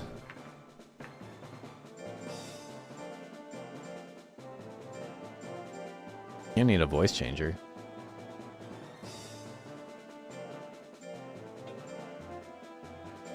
Alright. I Want You Died. Tokyo Drift. Here we go. Not a very good chance for I Want You Died to hit. He's got a couple of like pretty accurate attacks. Phantom Claw, pretty strong. Jab at 50, not too shab. 57 on the Phantom Claw, lands it down to half health, swings it again, misses the second time. A third time, puts him into the yellow. Tokyo Drift has a shot here. Oh, 1-2 jump blow is going to land at 26%. He just had the swing, brother. Pokemon Stadium announcer, Macho's already got that. They're seriously steamed. Sparks are flying from both competitors. Whoa, that's a crit. A glancing blow.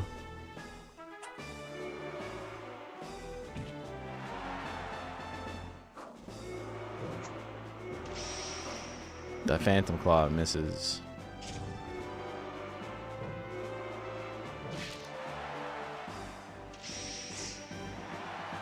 Tokyo Drift in a pretty good spot here. Oh my god, he's going to lose it on the buzzer? He is going to lose it on the buzzer. I lied. I'm sorry. I'm sorry. An MXC challenge styled announcer? That'd be solid, yeah.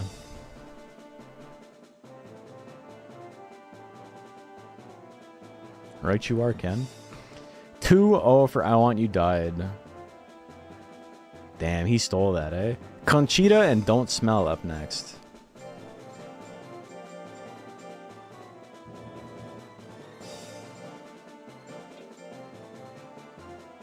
That's his end. It's a cool build.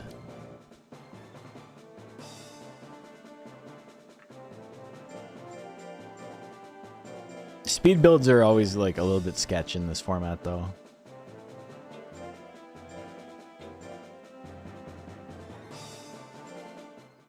Swear he's a lot better than that. Oh, for sure. Yeah.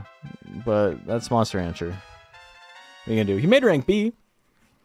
There's about 80 monsters in rank C that didn't make rank B.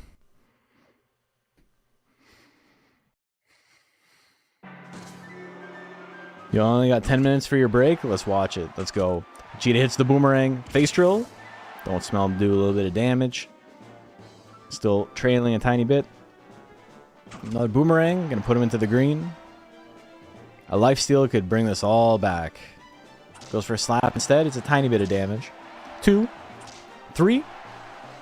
Into the swing throw. Shouldn't be slapping. We made a mistake. Game number 2. Here we go. Lifesteal on the opener. Maybe the worst possible time to use it.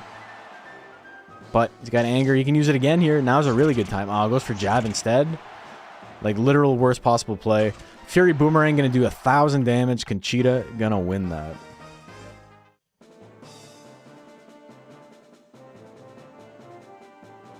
Burley Brunson and Shinikani up next.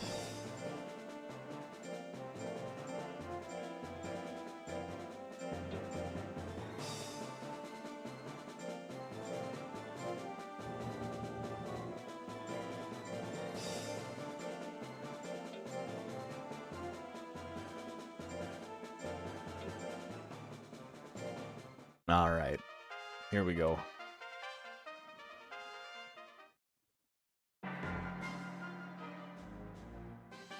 Shinikani just has the basics. It's a pretty strong build. Very much less is more mentality on him. Misses at the 76. That would have been the kill. Misses the claw assault. Burley Brunson's still in it. Big thrust claw. Next hit wins. Hits the 50-50. Burley Brunson wins game number 1. Fuck. Accidentally clicked through.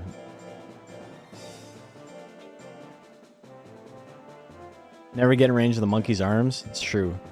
That's his one weakness. Is that his arms aren't infinite.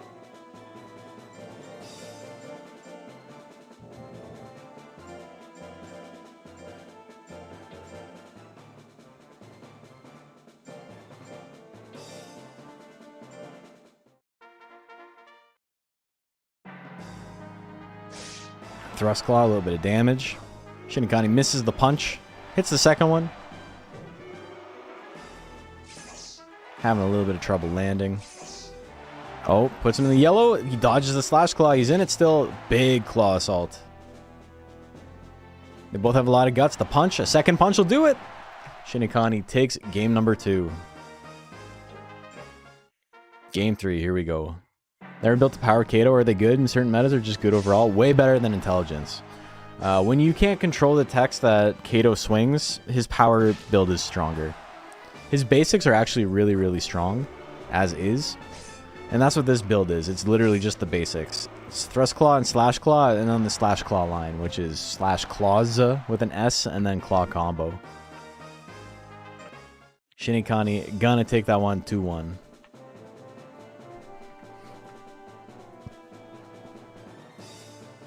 Orochibi and Pico Filena up next.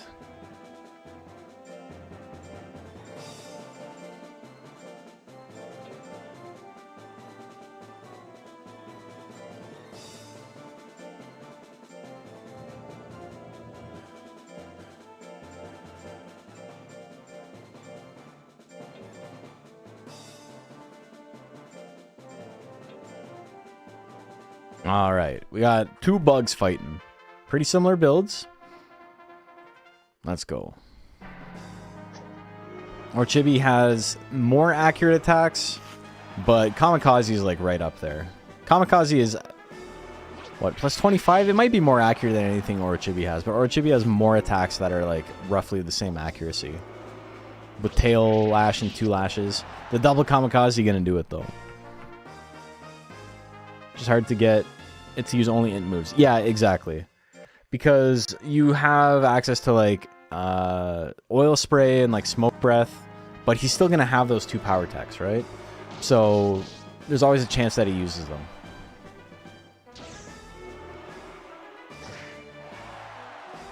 With player control, his intelligence techs are fucking broken. No.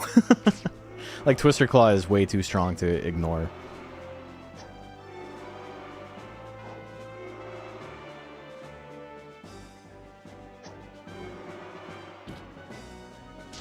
Oh, the shotgun. No!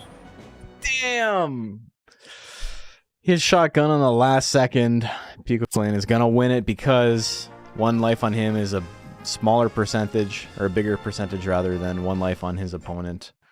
Damn. Or Chibi did his best, but was not enough. Pico stays in it. Fulgur and I Want You Dead up next.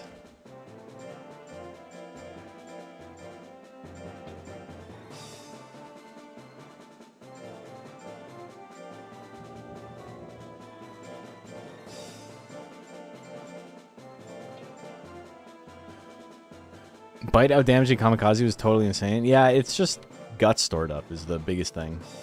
Alright, we got 2 tanks. One's got a little bit more skill, one's got a little bit more life. More life is more important when your opponent has no speed, but we'll see. There's a chance for the big moves here to miss. 61% is definitely not a guarantee. Hopper combo at 77, gonna take it. 1 shot. Game number 2, here we go. Both these monsters looking to finish off their opponent in 1 hit. Lightning not going to be enough. 2 in a row? That'll do it. I Want You Dead. Dies with 87 guts in the tank. Game number 3. Just kill him before he can get to slot 1. 1-2 jump low. Going to be an okay amount of damage. Not crazy. T-Bolt, 66. Big miss. It would have killed on a crit. Phantom Claw not going to do a lot of damage. Fulgur gets the anger. He's going to have faster guts regen. Phantom Claw hits. Again, just basic little chunk of damage. A lot of withering on that lightning. Goes for another lightning. Oh, he grits it, but he doesn't have a ton of guts. He'll have to use something small or wait. And he decides to wait, and that was not the right play. I Want You died. Gonna take that one. 2-1.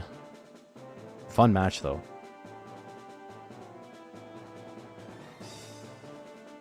Using the knockoff lightsaber? What else is he going to use? He doesn't get to choose what he's born with. 1000 Sunny and No Skip Leg Day up next.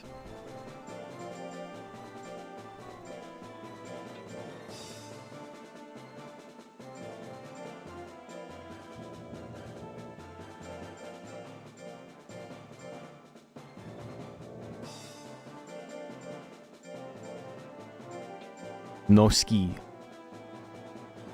I have the power. It is very, like, He-Man coded, yeah. Alright, speed and tank. Let's go. Giant blow 62%. That's it. That'll do it. Alright, try it again. A regular sword like every other dull hand? I don't know. I think he's doing fine. Rolling Chop, probably a really good play here. Samurai Kick is a good move, but it's kind of expensive for how much damage it does if your opponent's tanking. It's more of like a speed killer. But if you can get the crit, I guess it's not too bad. Alright, here we go. Game number 3. Oh, the Smash Slack miss. Samurai Kick. Good crit there, like I was saying. Slap gonna do a little bit of damage. 2 in a row. Needs 2 more like decent hits here, or a big Samurai Kick. Smash Slack at 35, gonna miss. Slap at 90, big miss there. Rolling Chop at 76, gonna miss as well. Rolling Chop lands at 73. He just kept swinging. He knew what he needed to do to win, and he did it. No Skip Leg Day, gonna win that one. 2-1. Good comeback after getting exploded game 1. Summer Lashes and Mr. Cheeseman up next.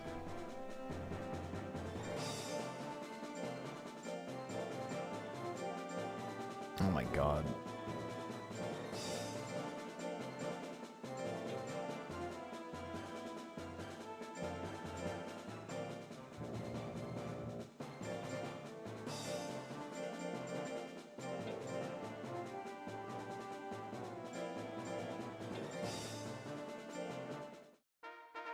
Alright. So I've been out of the loop for a bit, but I'm surprised that the MM mons are available online. That's crazy. Did we have to do anything to fix that? Or does it just kind of work because the values all still work? A lot of work went into it. It's a very laborious process on the part of Archbishop Dave, who's been spearheading it. I don't know all of the chicanery that goes on behind the scenes, really, but I do know a lot of stuff was broken, and he needed to like fix it to make it work.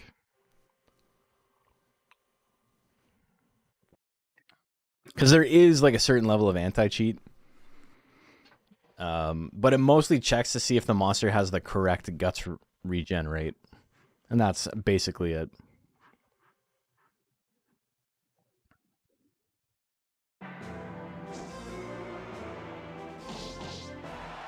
There's still some stuff that's broken. Every now and then someone will post something and it's like, hey, this is like super fucked up, and he has to go in and fix it.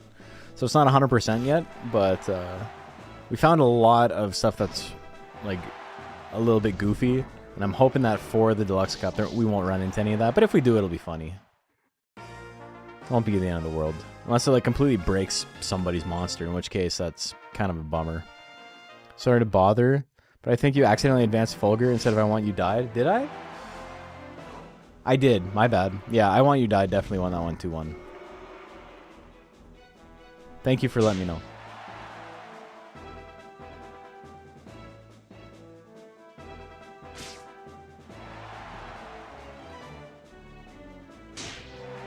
Oh, Mr. Cheeseman. Gonna take it. Here we go, game 3.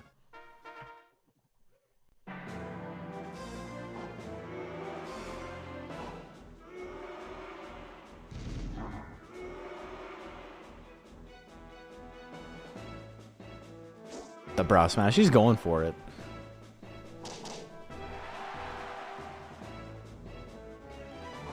Punch, big miss. The sting. It's not enough, though. 2 in a row? That'll do it. Summer Lashes takes it 2-1. The end of the line for Mr. Cheeseman. Cynical Optics and Old Man Yowie up next.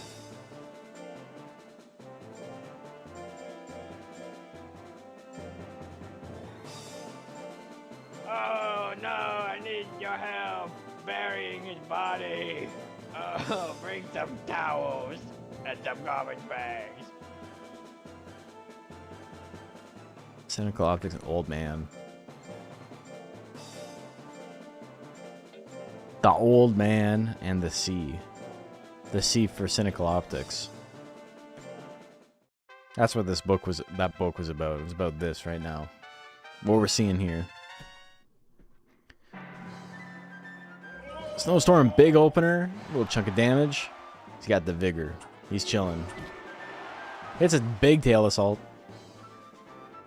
Telekinesis is going to be like the spookiest move here. Wow, crit spit going to kill him. Yikes. All right, game 2.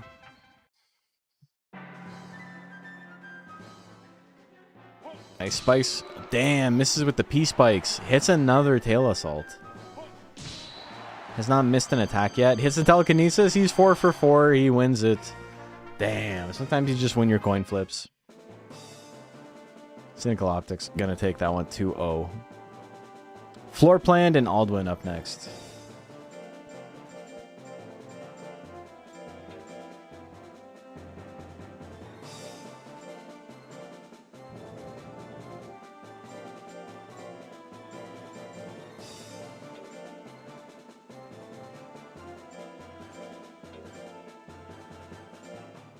All right.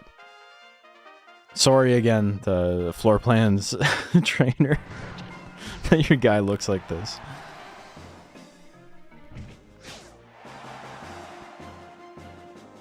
Redeem Name the Monster?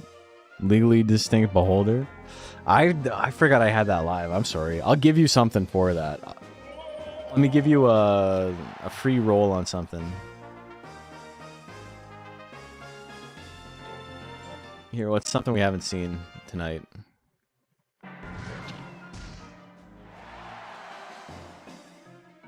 Let's give you...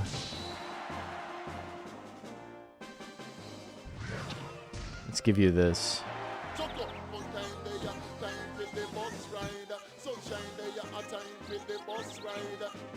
There you go. Do the trample. He survives it. He's not out yet. Double slaps? It's not enough. Floor planned. I think Aldwin won game 1, right? So we're going to game 3? Or, yeah.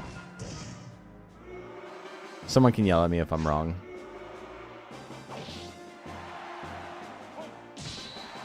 Oh, big damage ice spikes. Tail whip. Wow, a lot of crits.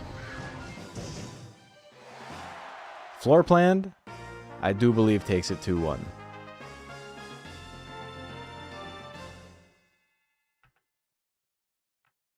Maybe not.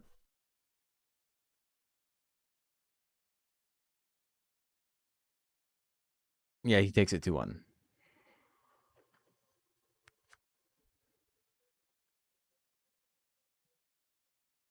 I had the order of the matches wrong, but yeah, Aldwin won game 1, and then Floor Plan 1, 2, and 3. All right, Agrius and No Skip Leg Day up next. No monster in losers has given themselves a free pass to the next round of the tournament yet. Top 12 will be making it. Winners of this make top 16, and then they have to win one more time.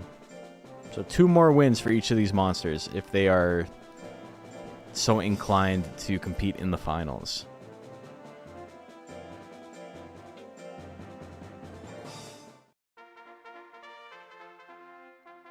All right.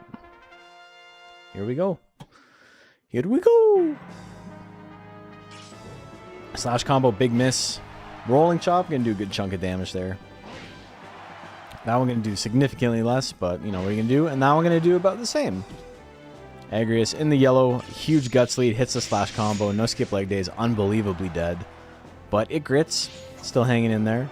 Needs to dodge everything and get a KO here. And that's exactly what he's doing so far. 10 seconds left on the clock. It needs to swing something though. Dodges the rolling chop. Oh, samurai kick comes out. There's the grit, but no skip leg day is going to win on the grit tie. It has lower maximum life, which means that the grit goes to him.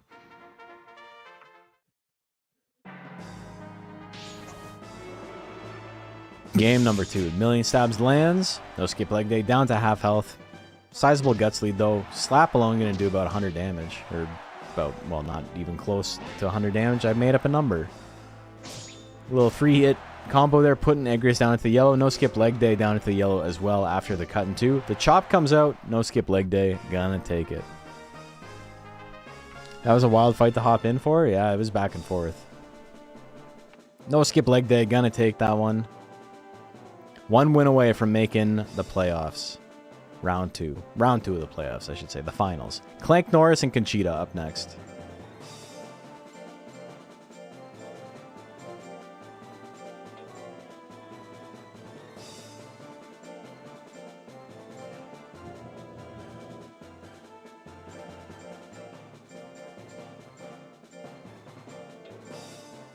Gabu Supremacy. He's doing pretty well tonight. All things considered, he went out round 1. He's already won 3 matches in the losers. All right. What's the grit activation rate for most monsters? It is... What's the actual exact number? It is... It's a measure of your monster's loyalty plus a measure of how good-natured they are, or their nature, like whether it's plus minus 100, how like extreme it is, and then their defense stat are like the 3 things that come into play. If your monster is like maximum nature with maximum and then it's also guts when they get KO'd, the most guts they have saved up.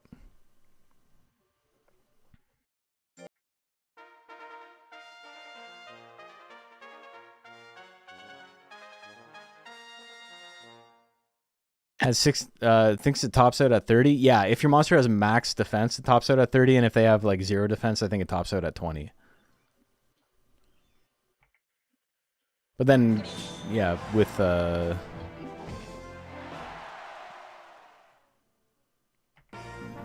if you have max guts or something, I don't remember the exact numbers, but it's about that. Anyway, that was super quick. Monkey roll. Jam Tillery and Shinigami up next.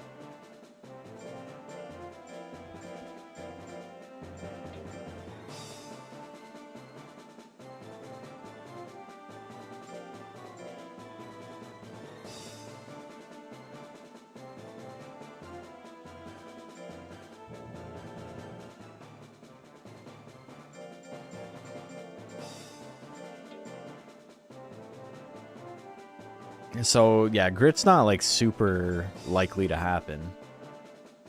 But it's just that since, like, every monster has it and we see so many KOs, like, you know, you see it about a quarter of the time, I would say. I was only half looking, so I just saw Clank just spontaneously explode. Yeah, that's kind of what happened.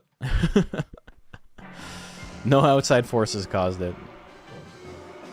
There was a time in the 90s where, like, people thought that spontaneous combustion was, like, a real thing. And I remember thinking as a kid that it was, like, so stupid. Because obviously it's stupid. It's not a thing that has ever happened in the history of the world. But there was this girl at school where we had to do speeches, like public speaking as you do. And I wrote mine on, like, the history of snowboarding or whatever. And she made hers on spontaneous combustions. And I remember, like, laughing so hard that I, like, got in trouble. And the teacher had to be like, I know it's stupid, but, like, you're not allowed to laugh.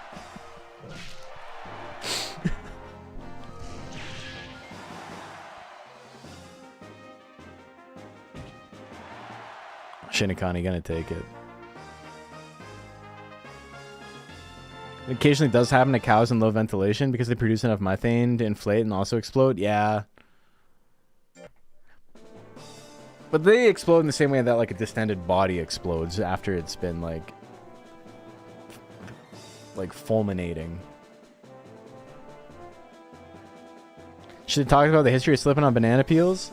I'm afraid John Boyes has her beat on that.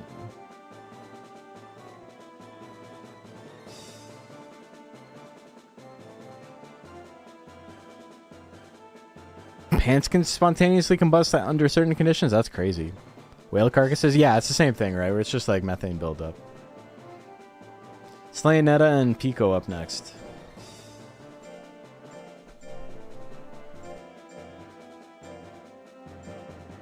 But also, like, as much as it's like, it's funny to, like, be like, haha, it's stupid that you thought this thing existed. She was a child, right? Like, it's fine to, like, believe things when you are 10 years old or 11 years old or whatever, right? But there was, like, a real, like stretch of the 90s where I think because of, like, Unsolved Mysteries and shit being as popular as it was, that, like, people legitimately believed that it was a thing. Like, as old adults. What I'm saying is, there a case of a cow chewing rocks or metal that actually did create a spark and blew up the cow with fire? Oh, yeah. No, I know what you're saying. I get it.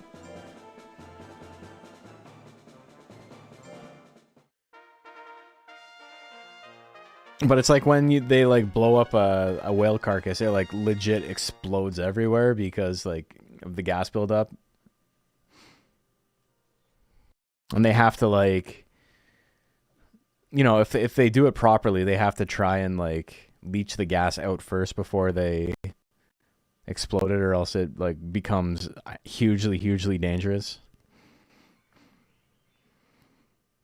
We all went through that phase where we thought quicksand was going to be a genuine danger in our lives. That's true. What was up with the 90s, man?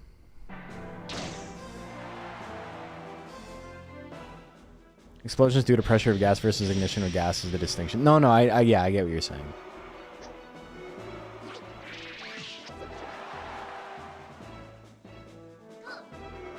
Healer Aid missed. Oh, hits the phase attack. Pico gonna win it.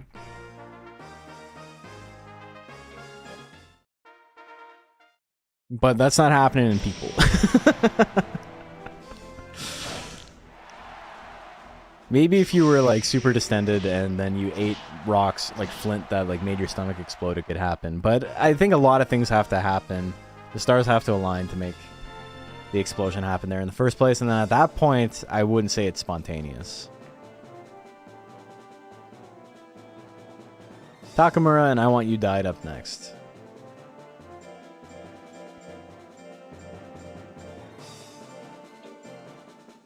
One of the theories that people smoked in pajamas and they were so fast flammable that left no evidence or bud. And it's funny because, like, as much as, like, it's embarrassing that, like, people legitimately believe that, because, like, I think of, like, the Koreans and their, like, belief of fan death as, like, this is, like, legitimately too stupid for a human to believe. But the West was believing in spontaneous combustion, man.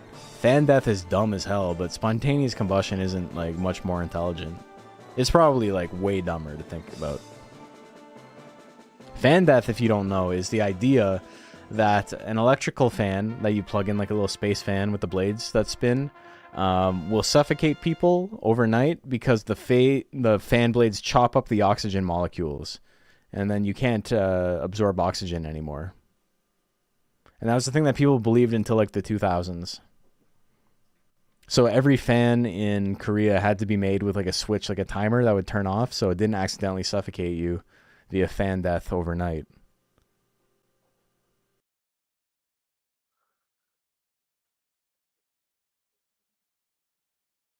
Think of all the modern stupid shit we still believe in today. Well, there's...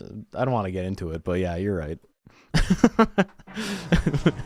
It becomes a little offensive to keep talking about it, but yes, I do agree. Oh my god, Takamura beat his ass. Dry mouth and sore throat from fans not enough? Yeah, no, it's actually chopping up the oxygen molecules, and that's why you're dying.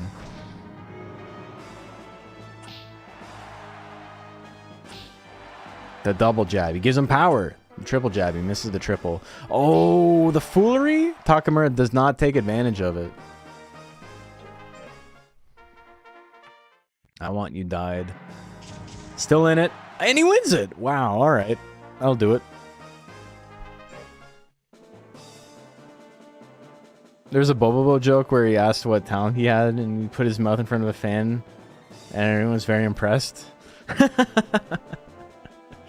Did he do like a robot voice? Or I've never watched Bobobo, but I do like his mustache. I Want You Died wins that one. After getting obliterated game one. Brother You and Summer Lash is up next.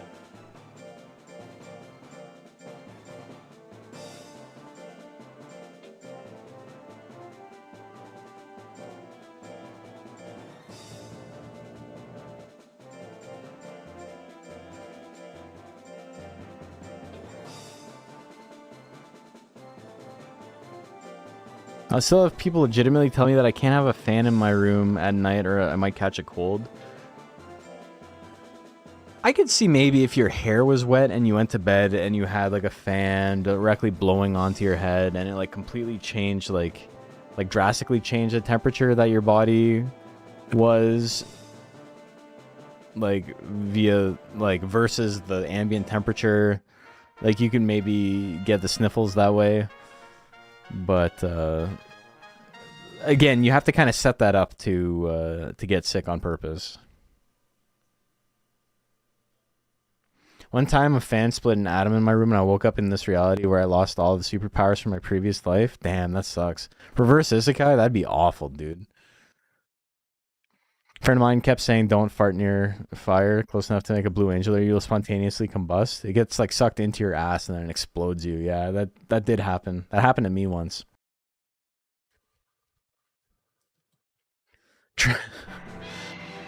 And trying to destroy a strong bond like that and not causing explosions. Yeah, just chopping an oxygen molecule in half. It's no problem. Yeah, he had his mouth open and went... It's not a mustache. He elongates his nose hair. Oh, it's the nose hair. That's right. Also, it's kind of...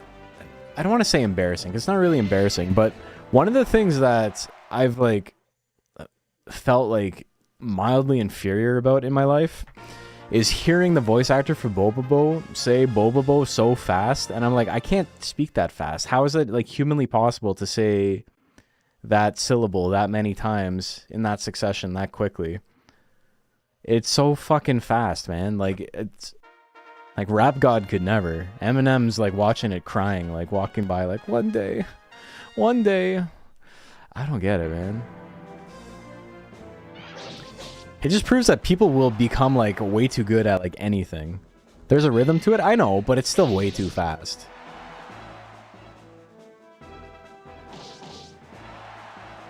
You can do crazy karaoke, but I can do bo bo bo bo bo bo bo bo bo. I can't do it. It all kind of melds together. I got a mush mouth.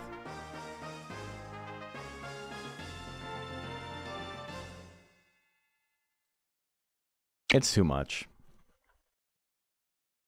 The fast talkers are crazy. Some people are reciting the Bible at speeds that sound like gibberish, yet are distinct slowed down. Yeah, it's bo bo bo bo bo bo bo, but I can't say it fast enough.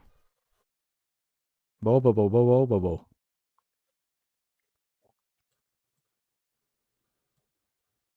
It's too much. Okay, what happened in this one? I lost track of what was going on. Too many bows. Too many bows on the brain. Okay, brother wins game 1.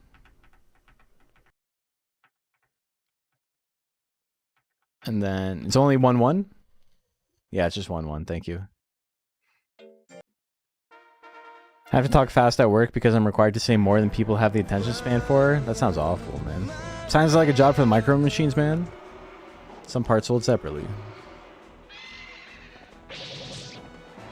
Holy shit. Play any horn or wind instrument? No. My mom played flute, and so I had a flute around the house growing up, but I could never play it. And that's not like, I didn't like try too hard to be honest, but I would go up to it every now and then and go like, toot, and then like struggle, and then I would get like one note out, and I'd be like, all right, that's good. I did it. Eddie Lizard and Cynical Optics.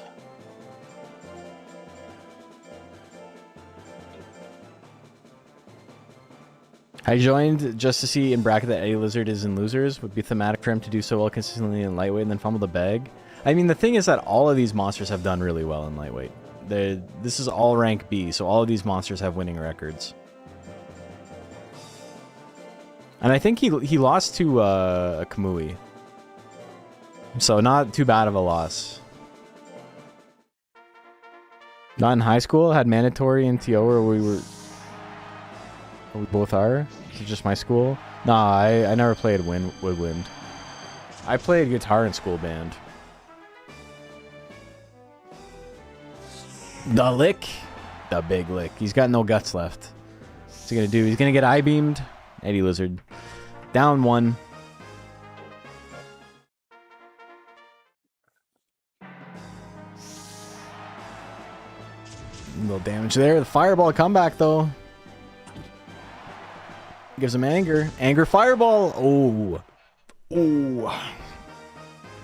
He got exploded. Game number 3. Drum guys who can move separate limbs. I tried learning drums, but again, it was another one of those things where like I didn't really give it like an honest try. My drummer left his drum kit at my house one summer, and so I played a little bit, but I never got good because I didn't actually practice. Oh, he's got grit. He's still in it. Cynical Optics doing his best to finish this off, though. The claw combo at 90%. He's going to win on the grit comeback. Eddie Lizard moving on. Still alive.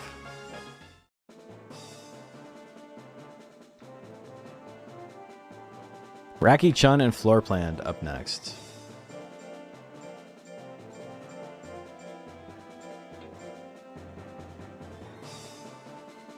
That was tense back and forth, yeah.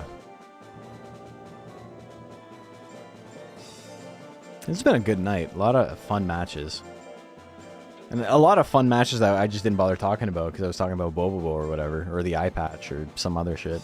It's getting like sweaty now. It's starting to like be really obnoxious. Can I like deal without it? I think I can probably deal without it now. I think I was able to stop enough light from entering my eye that I'm probably okay for a bit. Instantly like hurts though. So maybe I got to put the eye patch back on. We'll try 1 or 2 matches and then we'll get back into eye patch mode. It's also just like a cheap $5 eye patch, so it's like really scratchy. I'm not a real pirate, I know. I lied. I lied on my resume.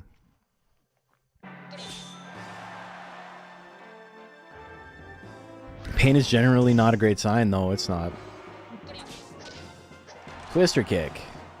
I'm doing okay. It's just the light sensitivity feels like it's sensitive because I had the eye patch on and not pain like I was feeling earlier. Like the light was like literally hurting my eye to like look before, and now it's just kind of like, it's too bright. If I can say Roronoa Zoro, you can totally say bo bo bo bo bo bo bo bo. No, I don't know what that is either. We're just saying things now. Floor plan up 1. Trying to beat the Raki here. But Raki, pretty good monster. Pirates wore eye patches to quickly adjust to darkness, not because they were missing eyes. That's not fun. What the hell? Twista, kick. Good damage. Raki-chan, gonna take it. I failed the 1-piece check. I'm 2-piece.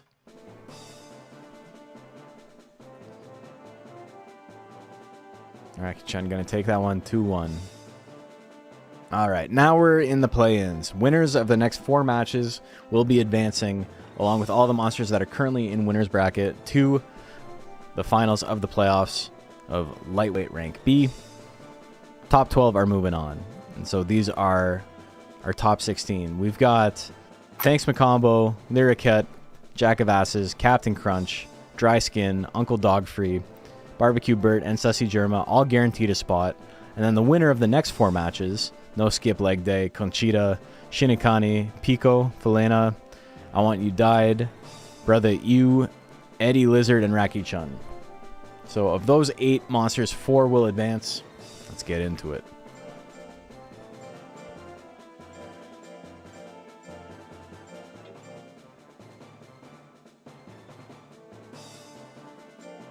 It makes sense if you go into a poorly lit hole, things, and then come back topside. Can't be dealing through eyes changing. Yeah, I get you. It makes sense. They're not going to have, like, candles everywhere. That shit would fall over. Also, it's wet. And everyone knows that you can't have candles where it's wet.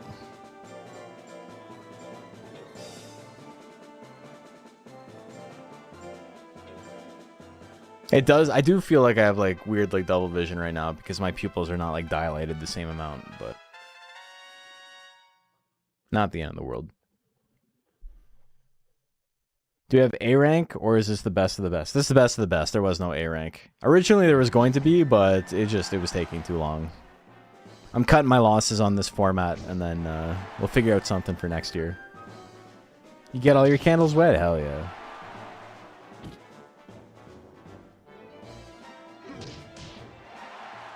Clearly bought out by Big Candle. I can neither confirm nor deny. Some more eye coverings depending on how bad the wound is. Yeah, that happens too, yeah. Kind of like there's no A rank, feels less bad. Curious to see what people do with the Deluxe Cup stat spread. Yeah, there's been a lot of cool monsters already. That's so many chops. Pork chops for our friends and karate chops for our enemies. Conchita gonna take game number 2. Here we go, game 3.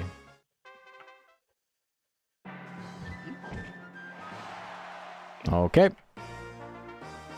That'll do it. The monkey roll. Been on a roll. No skip leg day. Did his best. Won a lot of matches. He went 1, 2, 3, 4. He went 4-1 today. Did not make it out. That's unfortunate, but good for him. Shinikani and Pico Felena up next. He's probably the MVP of like Mons who didn't make it out today. Pork chop sandwiches. I showed my wife that for the first time the other day. What the fuck are you doing? What the fuck? Get out of here. You stupid kid. Hey kid.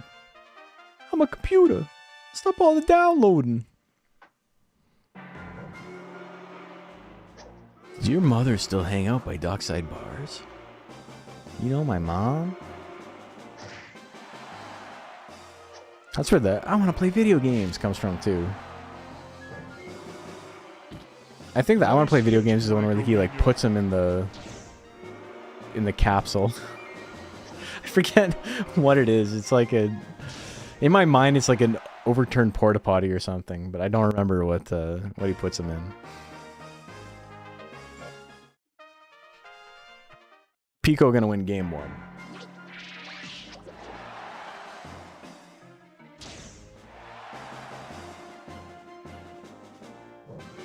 Nice catch, Blanco Nino. But your ass got sacked.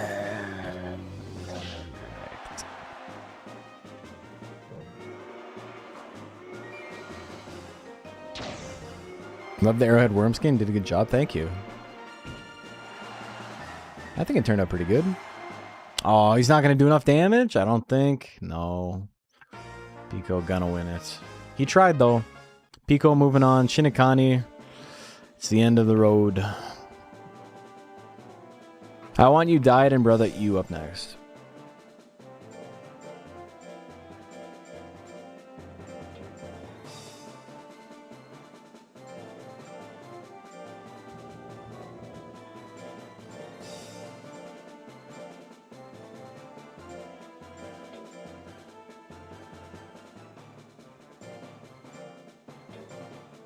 There we go. Same stat spread. Very different monsters, though. Hook. A little bit of damage. Don't want to give Brother you the big guts lead. Stab throw going to do a ton of damage. Oh. Didn't need the crit. Did not need the crit. We're going to game 2. Brother you just does way more damage than his opponent. Flame. Miss at 72. Oh, a smash can do a good chunk. Double smash. Double crit. Jab, not really what we're looking for here if you're an I Want You Died fan. I don't even think he can KO here. Stab throw, gonna land again. And that's it. That's it. The flame miss was huge. And sometimes that's what it comes down to. Yeah, I gotta put this back on. My eye's moving too much. Oh, I can feel it. It was much better with the eye patch on.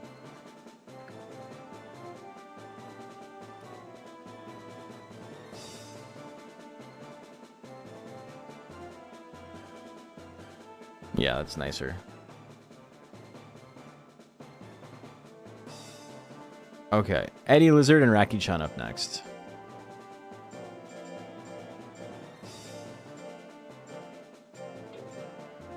Computer glare is too much. It's not even the computer. I have 2 like ring lights that are shining on me.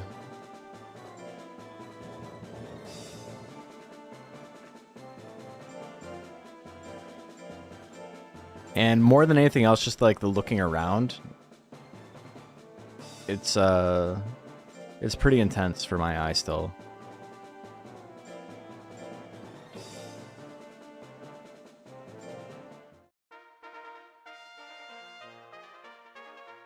Okay, here we go. This is our last play-in. Winner of this is the last monster that advances to the finals of lightweight rank B.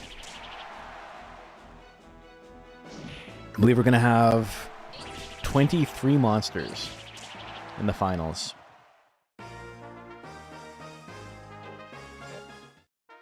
Raki-chan wins game number 1. I feel like there's an opportunity for Gabu skin with a Princess Amidala face. Naboo would be pretty good. Twister kick, is it enough to put him out? It is. Eddie Lizard falls just short of making the playoffs. Sussy Germa did not make it. Oh, Sussy German did make it, and so did Raki-chan. Sussy German still in winners, though. All right. Let's get through the rest of this tournament.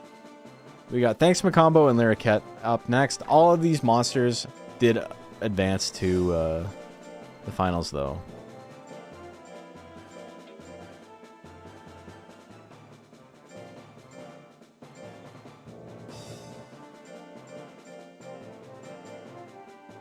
I have a feeling we're going to end a little bit early tonight, but we'll see. A thing that I've been like thinking about, and as much as like I would like to do it, it really is dependent on other people being interested. But like, you know, I've been playing a lot of D2 lately. I've been talking about it. I really like the new expansion, and there's a bunch of people who are like, I've wanted to play D2, but I've never played it before. And I think it'd be pretty fun to do like a beginner run, like with a bunch of people from the community who've like never played before.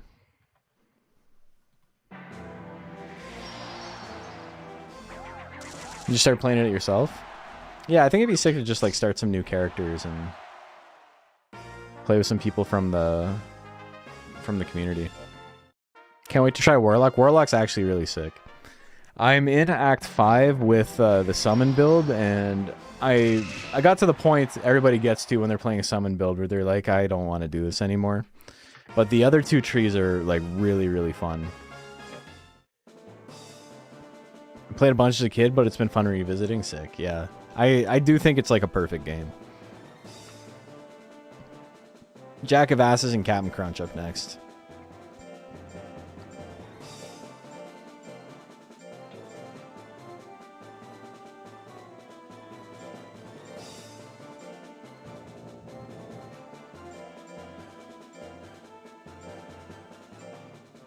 The Warlock has maybe the most fun skill in the game, which is was it Miasma Chain, where you throw a chain out to an enemy, or it can be like the wall or whatever, and it just makes a tether, and that tether does DOT. So if you can like run around and like clothesline like mobs with it, and it hits them and it just like kills them. It's like a It basically is like you have like a laser, and then it like just sweeps through and kills everything. It's really sick. Z2, Diablo 2.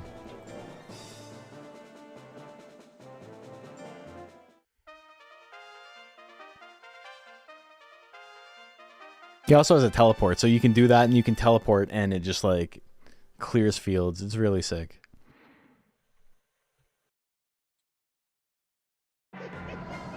Death Energy, okay. That's the real death final. Game number 2, here we go. Doesn't go for it this time. Heavy Blow, good chunk of damage there. Death Cutter, 40%, big swing and a miss. 36, big swing and a miss again. Captain Crunch in a pretty good spot here. Blazewall can do a good chunk. Heavy Blow gonna do a good amount as well. Death Punch, wow, puts him into the yellow, but not enough to kill. Next hit wins. What do we got? Captain Crunch in a good position here. Misses the Death Smash. Goes for Giant Blow, 83%. Didn't need to go that hard, but he did.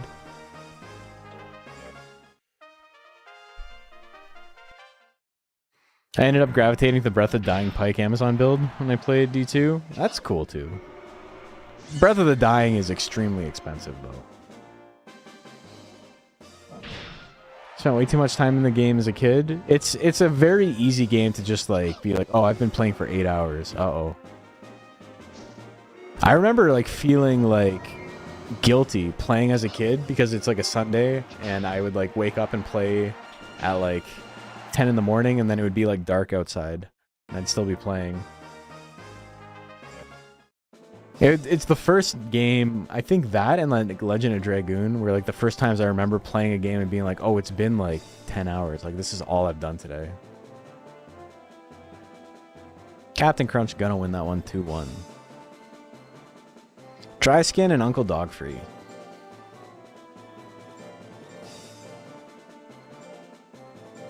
You like Assassins? I've never really liked playing Assassin. I've told this story a million times, but like I didn't actually have Lord of Destruction until like the mid 2010s. So like I didn't actually play with the druid or the assassin or even like rune words or anything like that, or Act 5 until I was already an adult. Like I had played a lot of like D2 1.0, and then I played a little bit of like an expanded version they put out. I think it was like 1.04 or something, like the last patch before Lord of Destruction. So when I started playing again in like my 20s, it was like new to me again, and it was super sick. 8 hours equals getting 1 rune for Breath of the Dying set? Maybe. I used to hallucinate the sound of rings or amulets dropping when I wasn't playing. Yeah, I feel that. D2, StarCraft, Digimon World 2 all did that to me. Yeah, Digimon World 2, that would be like half a dungeon though. Where does the time go? Oh, Dry Skin. He gets the grit. Both are still in it. He bites. Oh, Dry Skin had a shot. Uncle Dogfree. We gonna take it. Barbecue Bert and Sussy Germa.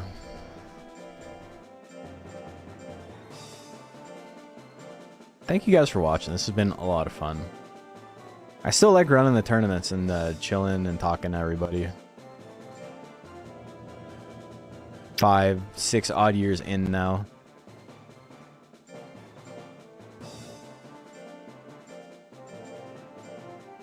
It is really sad that all of like the first season of Monster Hunter Battle League is just like lost to time.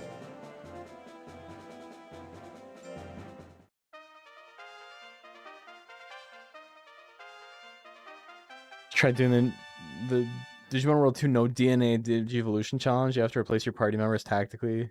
That sounds neat. It sounds like too much work though.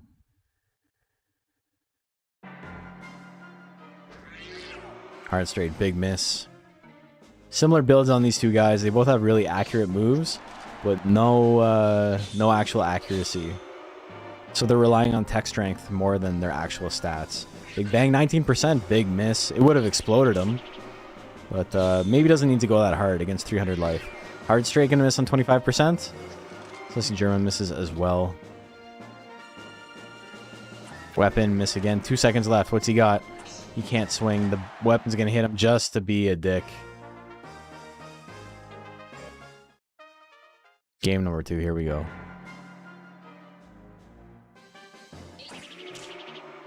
Big miss.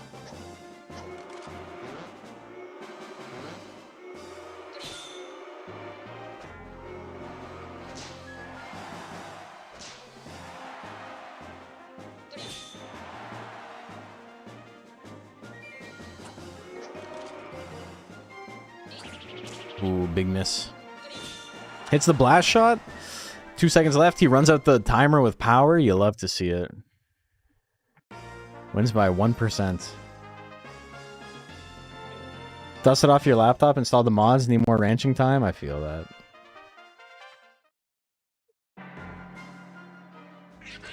Oh, big bang miss. The weapon miss. Weapon throw. He's got a lot of guts saved up. This is another weapon. Who's gonna hit first? Barbecue Burt with a huge amount of guts now. Oh, he hits the straight. He's in a great spot. This is the second one. Sussy German not out yet. A lot of chances to hit. 16% is a dice roll. 25, 1 in 4 chance to hit the kick. He misses the kick. Barbecue Burt is gonna take it. He's moving on.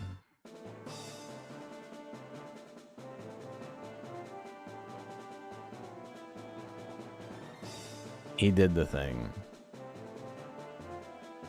Also, I saw this thing on Twitch that's been like driving some people crazy, because like a lot of people have like noticed like lower viewership on their channels, and like I've noticed a tiny bit, but I figured, you know, I'm just not streaming as much, so I'm definitely not a like, oh, the algorithm's out to get me type of guy or whatever, right? But Twitch has stopped what do you call it? It does not count any stream that has like the volume low, or if it's like the next tab over. Like right now I have the challenge bracket open, and if you like tabbed out, it would like remove one view from the stream. So like a lot of people who are like who do streams like me where it's like kind of background noise while they do other stuff is are like getting hit really hard by it. I haven't noticed like a big difference, but it's just, you know, Twitch not understanding how people use Twitch. It's actually like a dog shit product.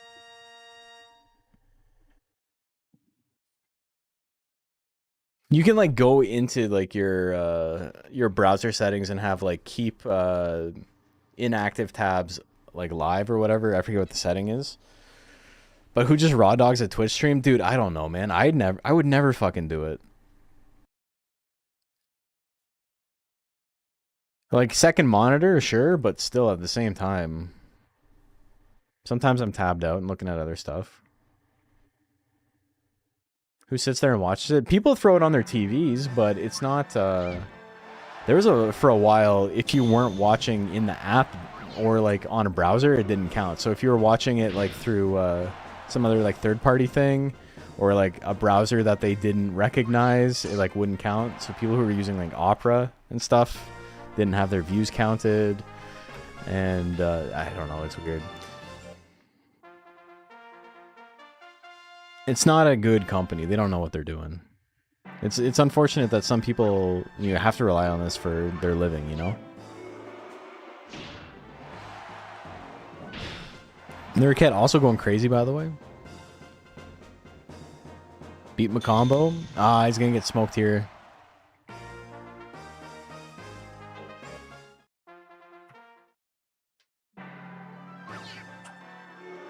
Scratch, big miss. Head assault, big miss. Blaze wall, big miss. Damn, oh, nobody's landing anything. Twiddling 2, that would have finished it. We got our first hit halfway through the match. Blaze wall lands. Suezo cosplay, yeah. I'm Moose Pliskin, brother. T-Bolt gonna land. He's got 45 guts. Goes for the zap. Oh. I mean, I appreciate it. You need to swing something. 26% not the way to go, but what are you going to do? Captain Crunch with quite a run today. Uncle Dogfree and Barbecue Bert up next.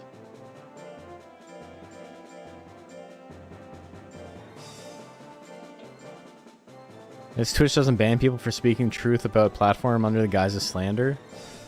Do other platforms do that? I mean, I could see like Kick or something doing that. Kick's not really a real platform, though. It's where you go when normal society doesn't want you. Or what's the other one? Rumble? God. D-gen shit, man. Okay, here we go. Captain bullied the mummy? He did.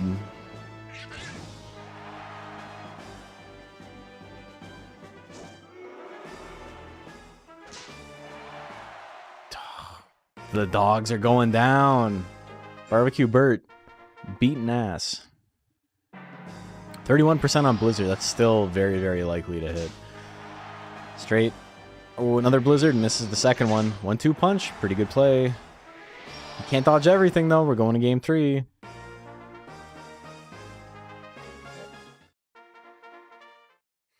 Oh, the regular televised program strategy. Yeah. I mean, it's also just because I'm straight up not beholden. Like, I figure if I was like a Northern Lion level streamer or whatever, I wouldn't want to be shit-talking Twitch because there's more incentive to, you know, be nice to the thing that's making you a millionaire.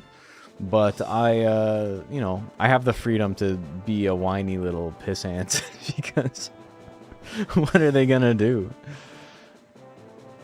Barbecue Bert takes it. All right.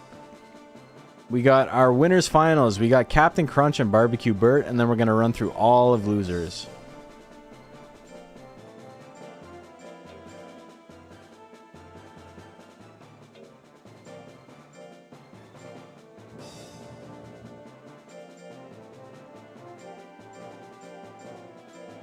Barbecue. I'm doing my best. I only got one eyeball. But yeah, Krato, I didn't mention it. If you got here late, I have the eye patch on because I got hurt in sparring, and my eye is just, it's kind of fucked up. It's not, it doesn't, like, there's nothing visually wrong with it, but the actual eyeball itself is, like, really sore. Like, if I put any pressure on it, it's really, really tender. And it's, like, light sensitive right now. Something to do with my sinus and all that. Why do people not use Spare Blow and Galley often? Feel like it's been forever since I've seen it. It's just, it's very expensive. And Galley, for that cost, it has better stuff. Like Giant Blow and Giant Thwack are like the main ones. Loki, the look slaps. I can pull it off, I think. You can't let it like sag like this though. You gotta keep it on the diagonal. The diagonal is what makes it cool. On the top of your head like that. You gotta keep it like that. Also, I just snapped myself in the eye with the fucking elastic, so I'm gonna need one for my second eye, too. I think that's just called a blindfold, though. Triple dipping doesn't seem like a bad strat to me. I'm just morally opposed to using kick. I don't think anything good can come from streaming on kick. I'm not interested in the user base. I'm not interested in, like, what do you call it?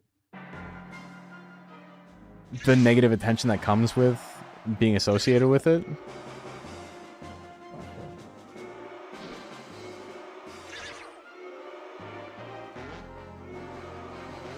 There is gambling.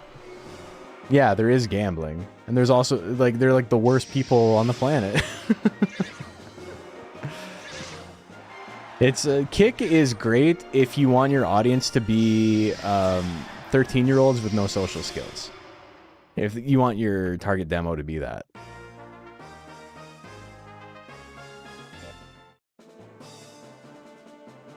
I'm more of, you know, I like to stream to 35-year-olds with no social skills. Significantly different demographic. Because I'm one of them. Dry Skin and Conchita. We're in losers now. We got some losers to run through.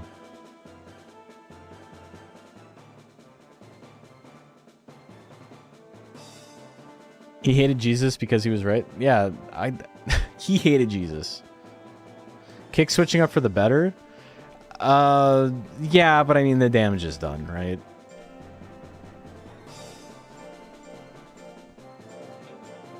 If you are like the incel platform, and then after you've made enough money off of being the incel platform, you're like, we don't need to be the incel platform anymore. It's like you still monetize like the incels, right?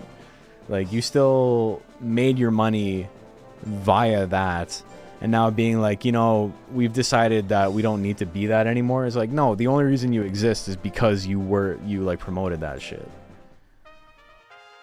Being better now, like, does not absolve you from the sins of the past, right? Who hated Jesus? Buddy, let me tell you. Gather round and I'll tell ye a tale.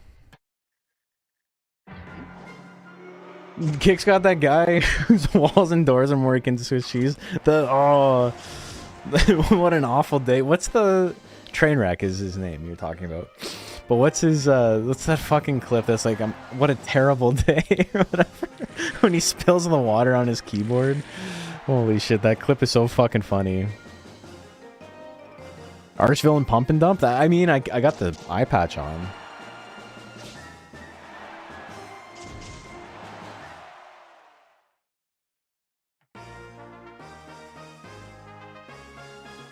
Also, you can't just say you're doing better. I mean, I don't know.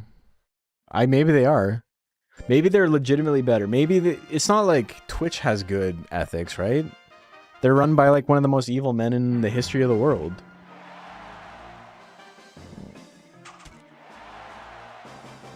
So there's a small amount of like hypocrisy in it. There's a small amount in virtue signaling. But it's like, if I can just like not be worse, then I'm gonna choose to not be worse.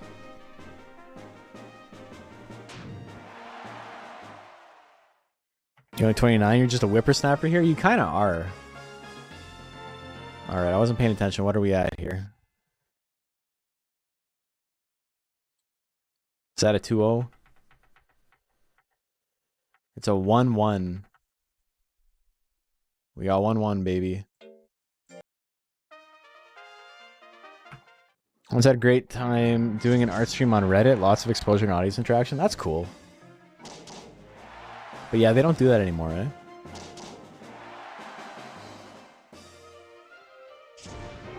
To be alive is to support multiple evil causes, 100%. It's the thing that gets me is like, I use Spotify, and I understand all the reasons one would be opposed to using Spotify. I'm not like, I don't really care if you do or not.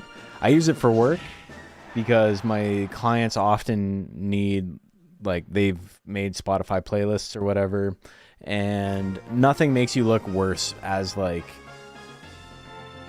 an AV tech than be like, oh, can you sign into your Spotify account for me?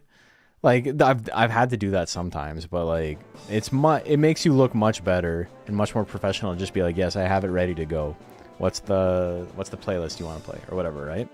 So I need it for work, and so that's my justification. It's not the end of the world. I don't really care if you have a justification or not, but it kills me when people are like, oh, that's like, Spotify is awful and they're using AI and whatever. That's why I use Apple Music, and it's like, you might be just a stupid person if you're like, oh, Spotify is ruining music and they're ruining the world. Let me use the Apple-owned product instead. Like, come on, man, what are we doing here? Who are you trying to kid?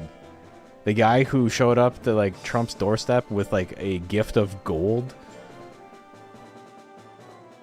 It's like, here is gold and millions of dollars. Like, that's the guy you're going to bat for?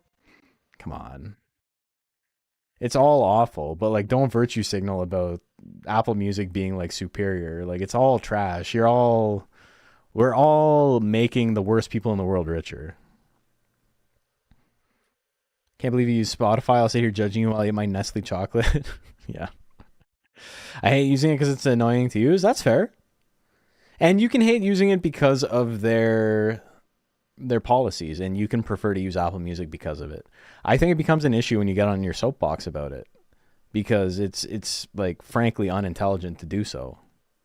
Does the dry skin have byte throw? I don't know. I think it just has million bytes. I don't think it has any of the big techs.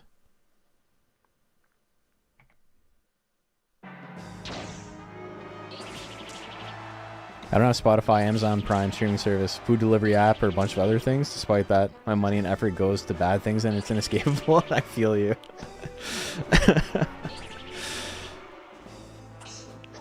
I use YouTube for music? Yeah, that's fine.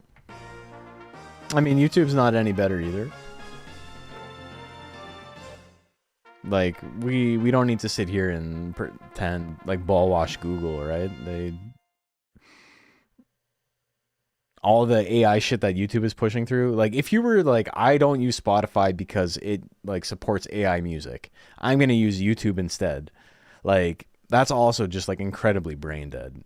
That's not what you're saying. I'm not saying that's you, but I'm saying, like, I've seen the argument before, and it's just like, it's just virtue signaling. You're just trying to be like, hey guys, look at how cool I am, in like the most embarrassing way possible. And it's like, you don't need to do that. Just use the shitty service. Holy shit. 19 into 17 for the win? Oh my god.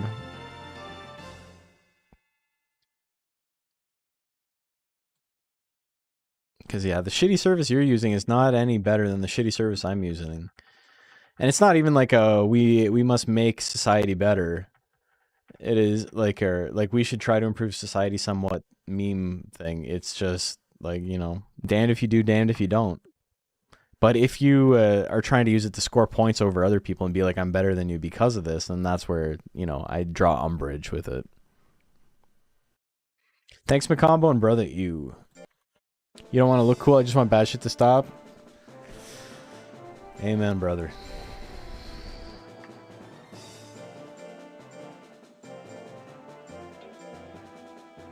It's okay to do stuff privately. Yeah, exactly. Not everything needs to be a billboard.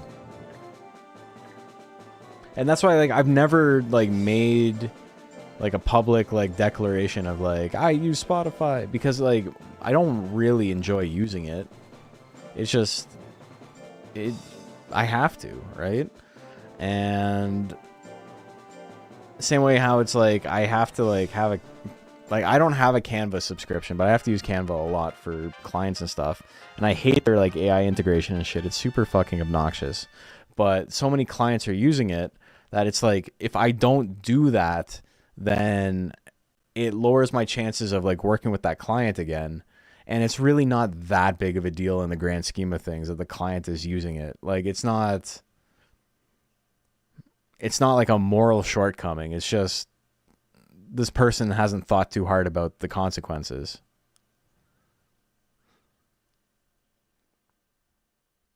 That's how I feel about Twitter. Yeah, I mean, people are really, really aggro about that, and it's really embarrassing to see because it makes me feel like I got a soapbox and be like, you're still wasting like 40 hours a week on social media. Like, maybe it's not on the site that does, like, pedophilia and, like, you know, like revenge porn or whatever, but, like, to pretend your brain isn't just as cooked is, like, you're doing yourself a disservice by not just going outside and running some laps.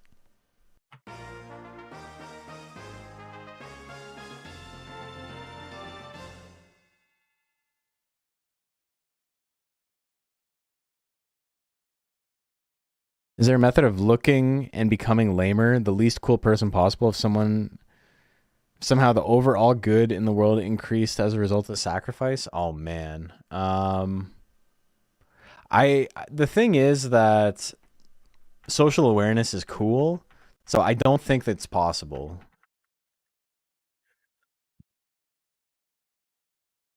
I think you're stuck. If you want to look lamer and also make the world a better place, excuse me, I don't think it's possible. Because I think people will see you making the world a better place and be like, that's sick as hell.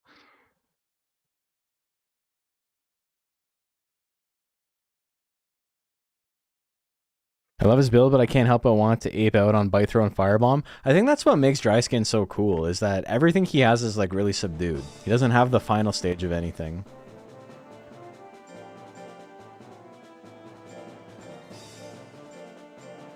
It makes him a lot less committal.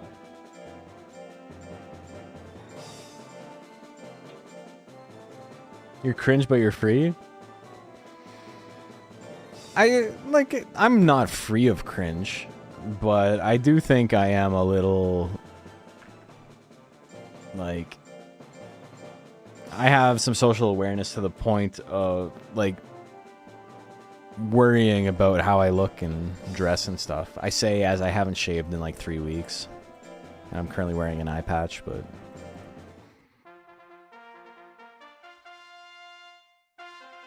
Making the world a better place is entirely dependent on not really disrupting any existing flow. I don't know if that's true. Like, it is true, but I think that's too utilitarian of a view.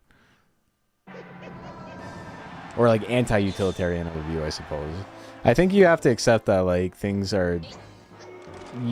Like, it's not possible to have ethical consumption, and you just gotta do your best to minimize what you can. Cringe died and then was rebirthed recently? I don't know if it ever died. It's always been there. It's just, people got really, really against the idea of disliking stuff. And they're like, you're not allowed to dislike anything. And then that's when cringe kind of flourished. And then it's like, it's actually kind of cringe to tell people they're not allowed to like anything. They're not allowed to dislike anything, sorry. Something happened regarding the eye patch? I got hurt in sparring. One day you'll evolve and not consume another thing. You're going to be an ascendant. An ascendant ascetic?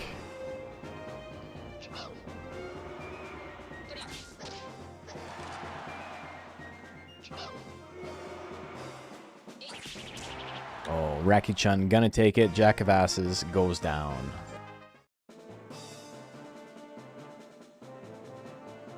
So, Dry Skin and Sussy Germa.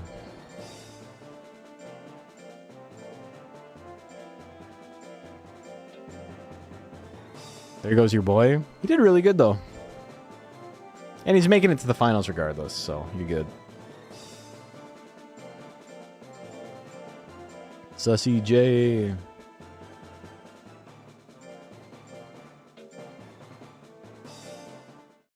All right. This is where Dry Skin not going all in on big techs is probably a good idea.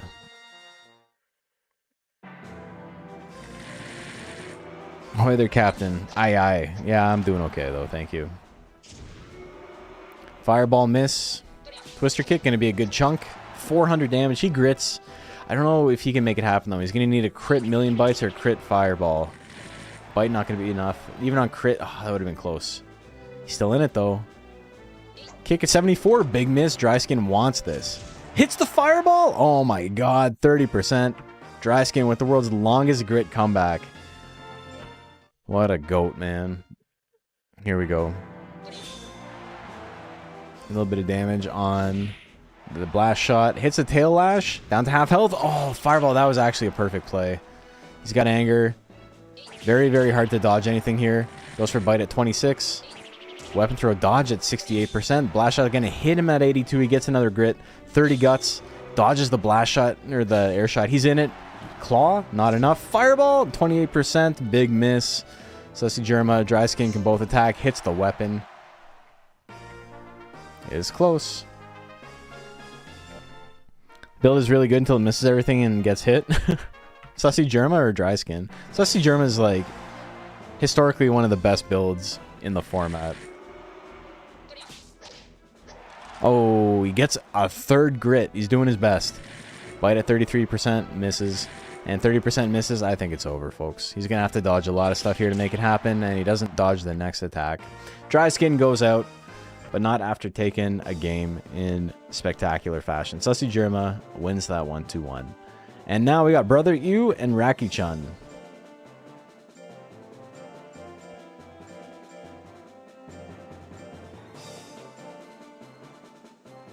Lightweight is your favorite format. I like the build when applied to high hit techs. Like Duckin' and Hair? Yeah.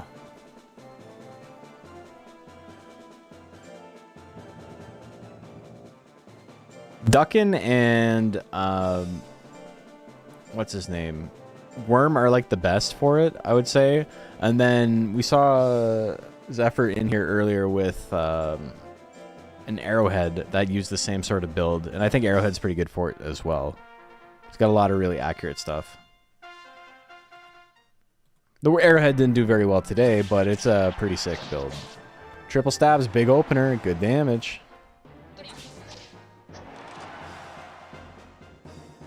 Duckin' be yuckin', you do sometimes. Raki-chun takes that game. Monsters that allow you to use skills at dump stab start to get to shine a bit more? Yeah. Dry Skin my goat for this playoffs? Yeah, he was killing it. Big miss there. Hits the rear leg kick though. 99 guts. Caught sleeping. Who caught me sleeping? Okay, game 3. Here we go.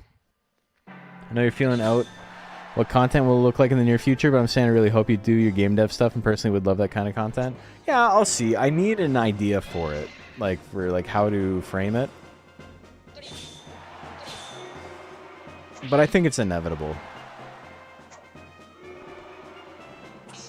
Weapon. Smash. Air shot. Air shot. Raki-chun gonna take it. Wins it 2-1.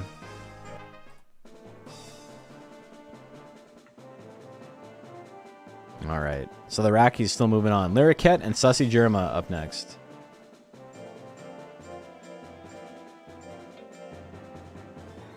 Not ascended yet and need more content to consume? Okay.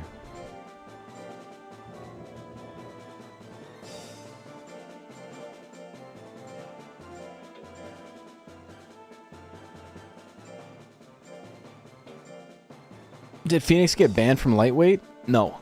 It was banned and it got unbanned.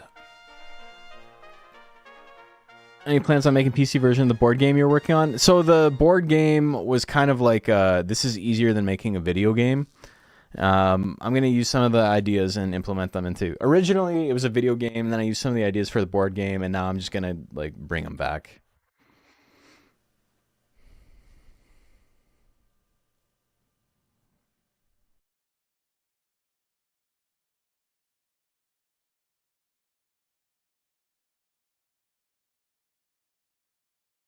My, like, the board game was never, like, really a dream. It was, like, a thing that would come to me in, like, spurts, and I'd be like, it'd be cool to work on this. But, like, even just the manufacturing of it is, like, so daunting, and, like, not a thing I really want to deal with. Production costs for board games are crazy? Yeah, exactly. Yeah, I've been working on a game, at least conceptually, for, like, 20 years. And... I've been kind of like mulling it around in my head and like how it would work and this and that, and over the years I've like changed what I think would be cool, and at some points it was like an RTS, and as I've gotten older I've kind of moved away from that. I think the RTS thing is kind of played out and not super interesting, and then it became more of like a turn-based tactics thing, and then I was like, I don't know, I'm not really into it. And so now all Monster Rancher inspired. But now I think I have the idea, and the idea is basically, if I wanted to make it as simple as possible, as high level of an explanation as possible, it's Monkey Puncher in 3D. And then maybe if I were to add human control, it would be like a fighting game. Uncle Dogfree and Raki-chan up next.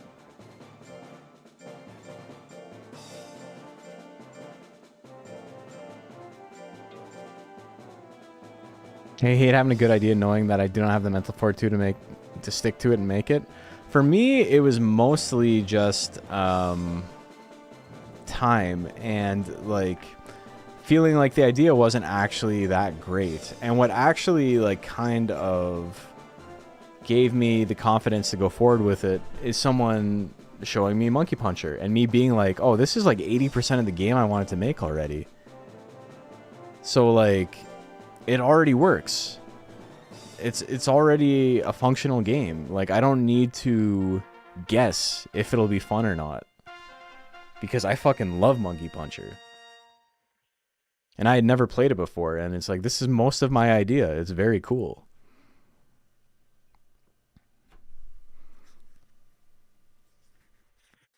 Next year's the 30th anniversary of Monster Rancher franchise. Hoping the community can do something collaborative to celebrate. I'm sure we'll come up with something.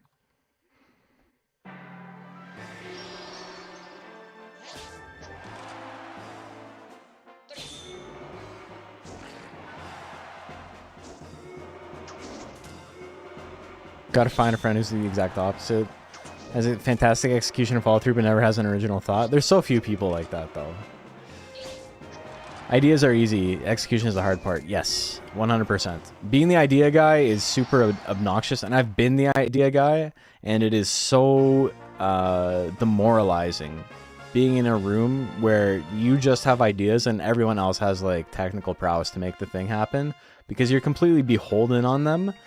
And if you can't make the idea, and this has happened to me before in the past, and which is why I'm like learning Godot and trying to do a lot of this stuff myself, they'll take the idea and be like, oh yeah, but like what if we did this instead, or what if we did this, and then it like gets further and further away from the thing that you want to make. And like, you know, collaboration is important and you can't be too precious about your ideas. But the reason this whole thing is like not a game right now is because it fell apart like 10 years ago when I was trying to make it with some friends, because I didn't have the technical skills even like close to their level, and they were like getting way ahead of me, and they'd be like, here's some stuff we made this weekend, and it's like, cool, this is like what the fuck, like I wasn't like consulted on any of this, like I don't like the direction the game is going in. Could we have like had a discussion? But like they decided to just like go ahead and start making stuff, and I didn't have the technical prowess to do anything about it. So my ideas ended up getting like super buried, and they started working on something that was completely different. Like, it just, like, became tangential, and then a tangent of that tangent, and then a tangent of that tangent, and it just kept going down. Also, the Rackies got to fight each other now. They finally made it. And I was just like, I don't want to work on this anymore, man. Like, it's going to take so long and so much effort to get back to something that's, like, resembles what I wanted to do. That was 1-1 between Dog and Racky? Was it really? Let me watch that back. Thought it was 2-0.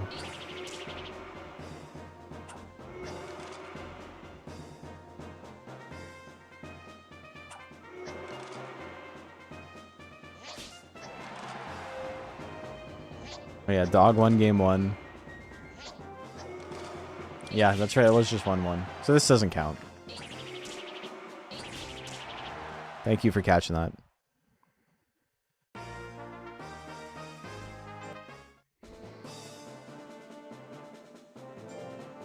Okay, so Uncle Dogfree and Racky Chun. Game 3.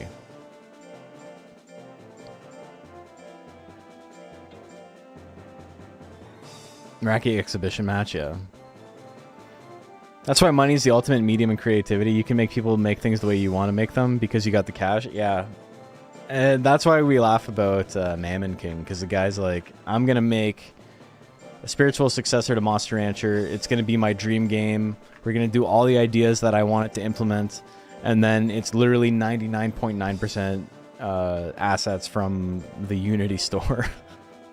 We found all the monsters from the Unity store. It looks like there's 2 that were made that were not part of an asset package, or 3 rather, and they're like the flagship monsters of the game that are in like all the promo, and one of them is just Patamon.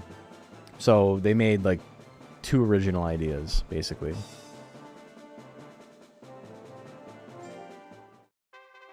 Watching these thoughts back to back, I feel like I'm not closer to understanding. I think I would learn better peer to peer. Yeah, I get that too. But what game is this? Mammon King? It's on Steam right now. It's like $8 or something. But yeah, the guy's like, I love he's like a famous Japanese YouTuber. He's got like millions of subs or whatever. And it's literally just asset flip Monster Rancher. And then but all the what do you call, all the promo around it, all the marketing was like, I don't care if this game makes any money, this is my dream game, I put so much work and effort into this, I don't have any expertise, so I paid a studio to help me make this over the last 2 years. I put like $160,000 into it, which is like not actually that much money for 2 years of dev time. So which makes me think it wasn't 2 years of dev time, because I played the game and it feels like it was made in like a month of weekends basically. Also, Uncle Dogfree gonna take that one 2-1. So Sussy Germa and Uncle Dogfree. But just the gall to frame it as like a dream game that you don't care. Like, I just want to put up the game I wanted to make. This is what I've been envisioning since I was a kid. And, you know, I have the money now to bankroll it, so I'm just gonna make it happen. And the game did pretty well. The game sold a bunch of copies, so much so that they've already like decided to like make a sequel. So hopefully the sequel, they decide to, you know, actually make a game that's like has some sort of personality. The one I streamed with the Wizard Dude, yeah. We kind of wish he didn't associate Monster Rancher with it. It is Monster Rancher though. I've written novels and the energy to create wasn't a problem. Actually writing a bunch of query letters and beginning publishers to take it is where all the demoralizing work is. Yeah, I get that too. Value non-creative people who know how to repeat a mundane task over and over without burning out. Yes, it's also super, super important. Game says Mammon King. This is Monster Rancher. Loving the pirate look, thank you. Arg, arg, arg. Macho boy me cheese. Arg, arg, arg, arg, arg. How's the eye feeling? It's still like really light sensitive.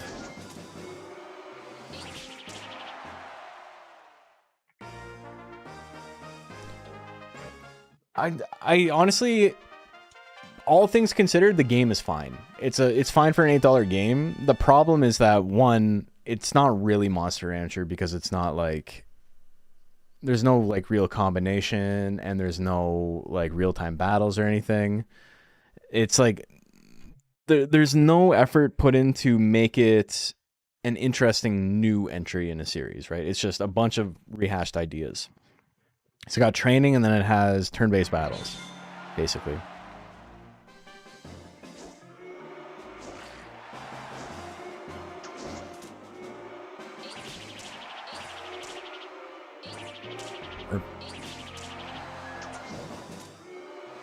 I like that let's make a sequel approach. A lot of indie games just got bloated when they should have made a sequel. I'm also a big fan of like, I made a thing and it's done. And it's so funny to see people on Steam like lose their shit where it's like, oh, you don't I guess you don't support the game anymore because there hasn't been constant DLC updates. And it's like, no, we're doing other stuff, man. What the fuck are you talking about? Not every game needs to be in dev hell for 14 years while we like drip feed new content. Sometimes the game is just done.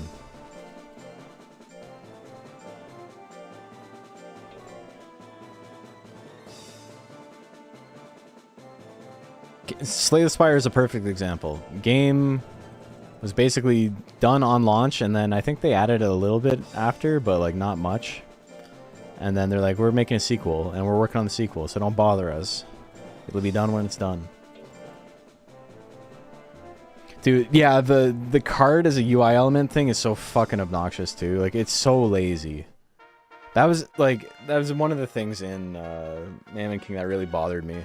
Is that a lot of people looked at it and they're like, oh, it's like Slay the Spire or something. You get cards. And it's like, no, there are no cards. It's just a gimmick they use for the UI. It's just buttons, but they look like cards. And the reason they did that is because it was easy to find asset packs that had that already made.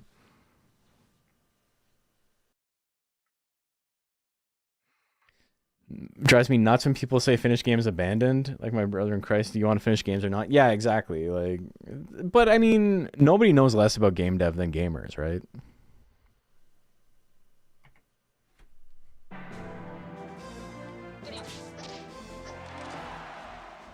Yeah, the card UI is ass. It's really awful. But like that's my one gripe, right? Is like, for what it is, game is fine. I just really wish it wasn't like marketed as a like, this is a spiritual successor to Monster Rancher. I've wanted to make this game my whole life. This is my dream and I don't care what happens. Because no, dude, it's not. It's a bunch of Unity assets. You didn't even come up with the ideas for the monsters. You're telling me you've been thinking about this since you were a kid and you don't have like any original monster ideas? You couldn't think of a single guy that you wanted to like see come to life? You made Ugly Patamon as like one of the 3 monsters that didn't exist in an asset pack already. Like, come on. It's even the same colors as Patamon. Like, it's fucking stupid, dude.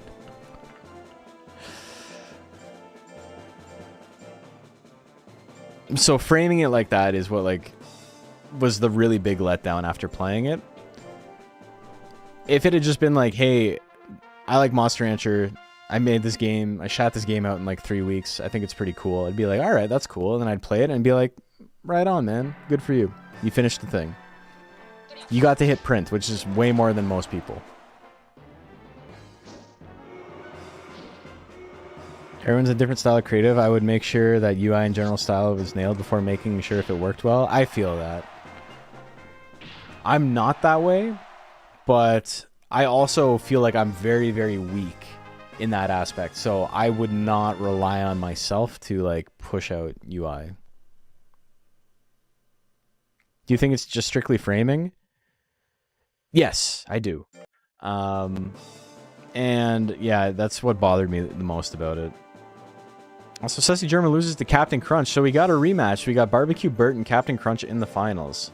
We're going to do a bet on this one. It's our last match of the night.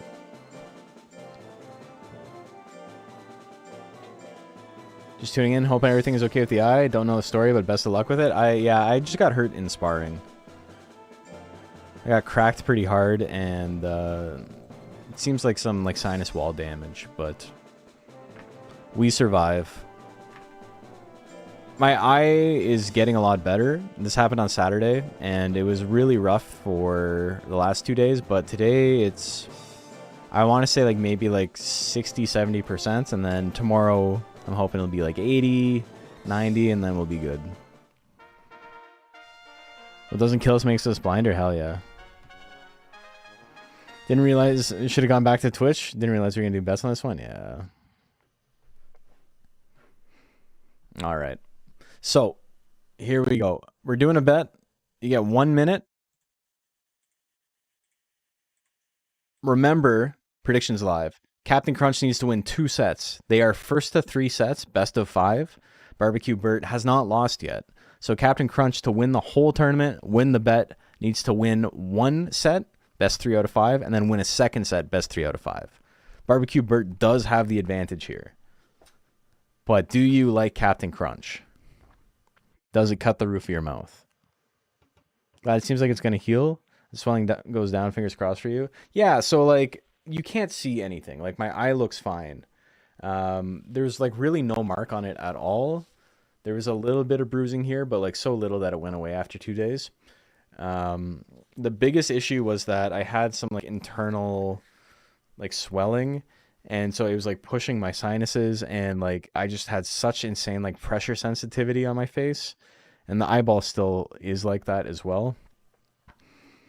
But today I was able to like expel everything out of my nostrils, and like it got rid of like a ton of like huge blood clots, and so I can breathe okay now, and it's just a little bit of sensitivity here, and then the actual eyeball is like sensitive to pressure, whereas this one is like, you know, you can, it's not nice to push on your eyeball, but like you can like push on it a little bit without any discomfort. But this one is like immediately like it feels bruised, basically. It feels like if you push on a bruise.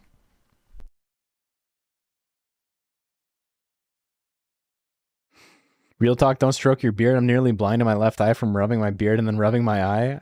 Just gotta wash your beard, man. But I feel that. Must have felt great to clear that out. Oh my god, it felt like when you're like getting over a cold. But yeah.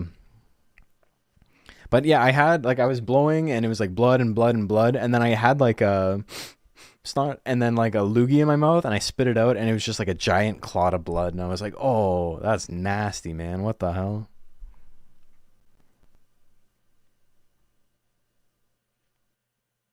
Thick hair? Okay. That flavor saver beard still gotta be cleaned out. What's it? He's got crumbs in his beard from the seafood special.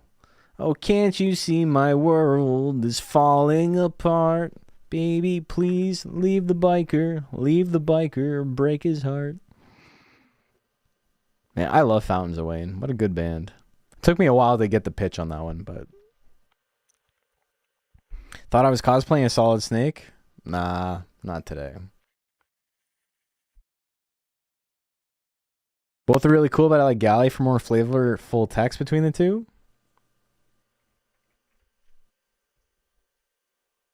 Just sing a little bit more. Dude, I'm always singing bits. What are you talking about?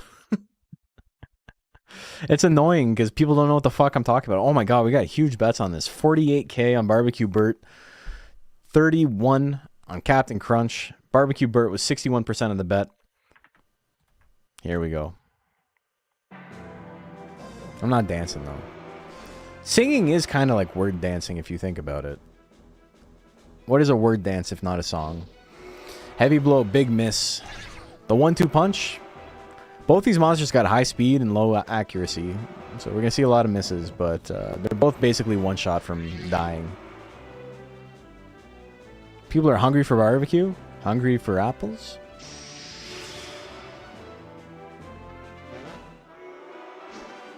You're living out uncut gems here on this match? This is how I win. He wins on guts consumed. He wins by gats. Game 1 goes to Bert. Or Captain Crunch, sorry.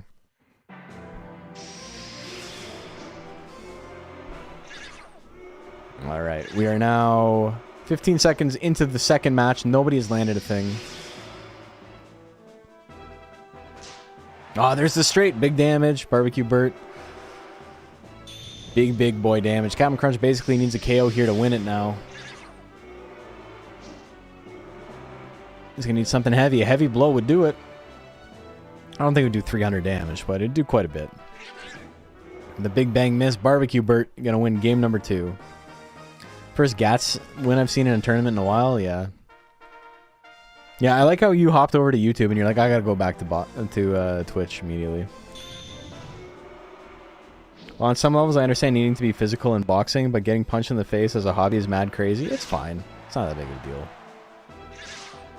Oh my god, the double?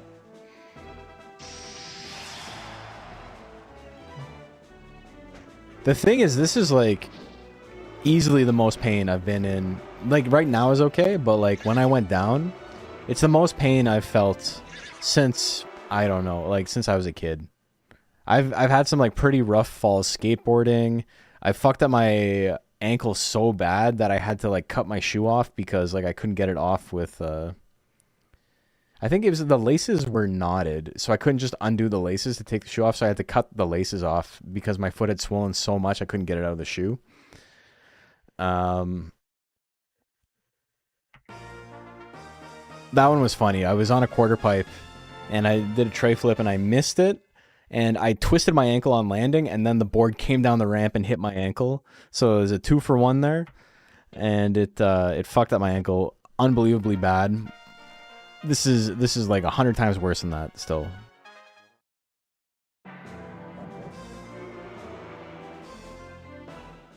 And like I said, I've talked about it on stream earlier at the very beginning. I got hit harder like 2 or 3 times in that session. It's just that, you know, angle and timing and speed and all that like lined up perfectly to knock me on my ass.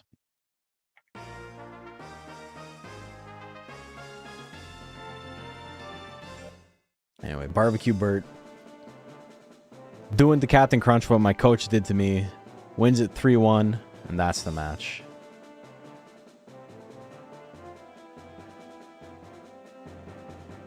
Captain Crunch gets his win by Gats and then loses otherwise. 11:44, we kind of lined this up pretty perfect. I appreciate you guys for hanging out. Tomorrow night, I think we're gonna stream, but I think it's gonna be a little bit different. There is an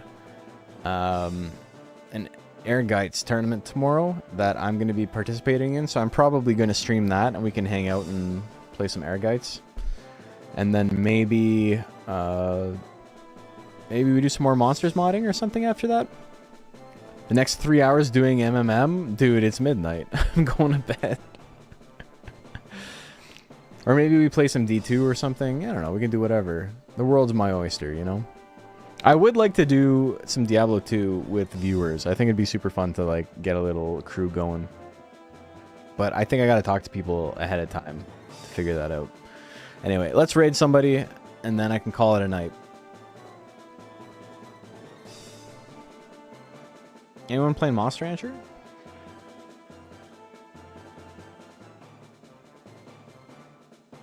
A couple of people playing Monster Rancher. But we're gonna raid Dro, who raided us the other day. Let's go say hi. He's playing some D2. He's playing with a bunch of peeps. And then, yeah, I'll see you guys tomorrow. Next DXBL will be UKMR. I'm not sure. Great stream. Thank you. Appreciate you. Let's go say hi. And I'm gonna go say night-night. Bye-bye.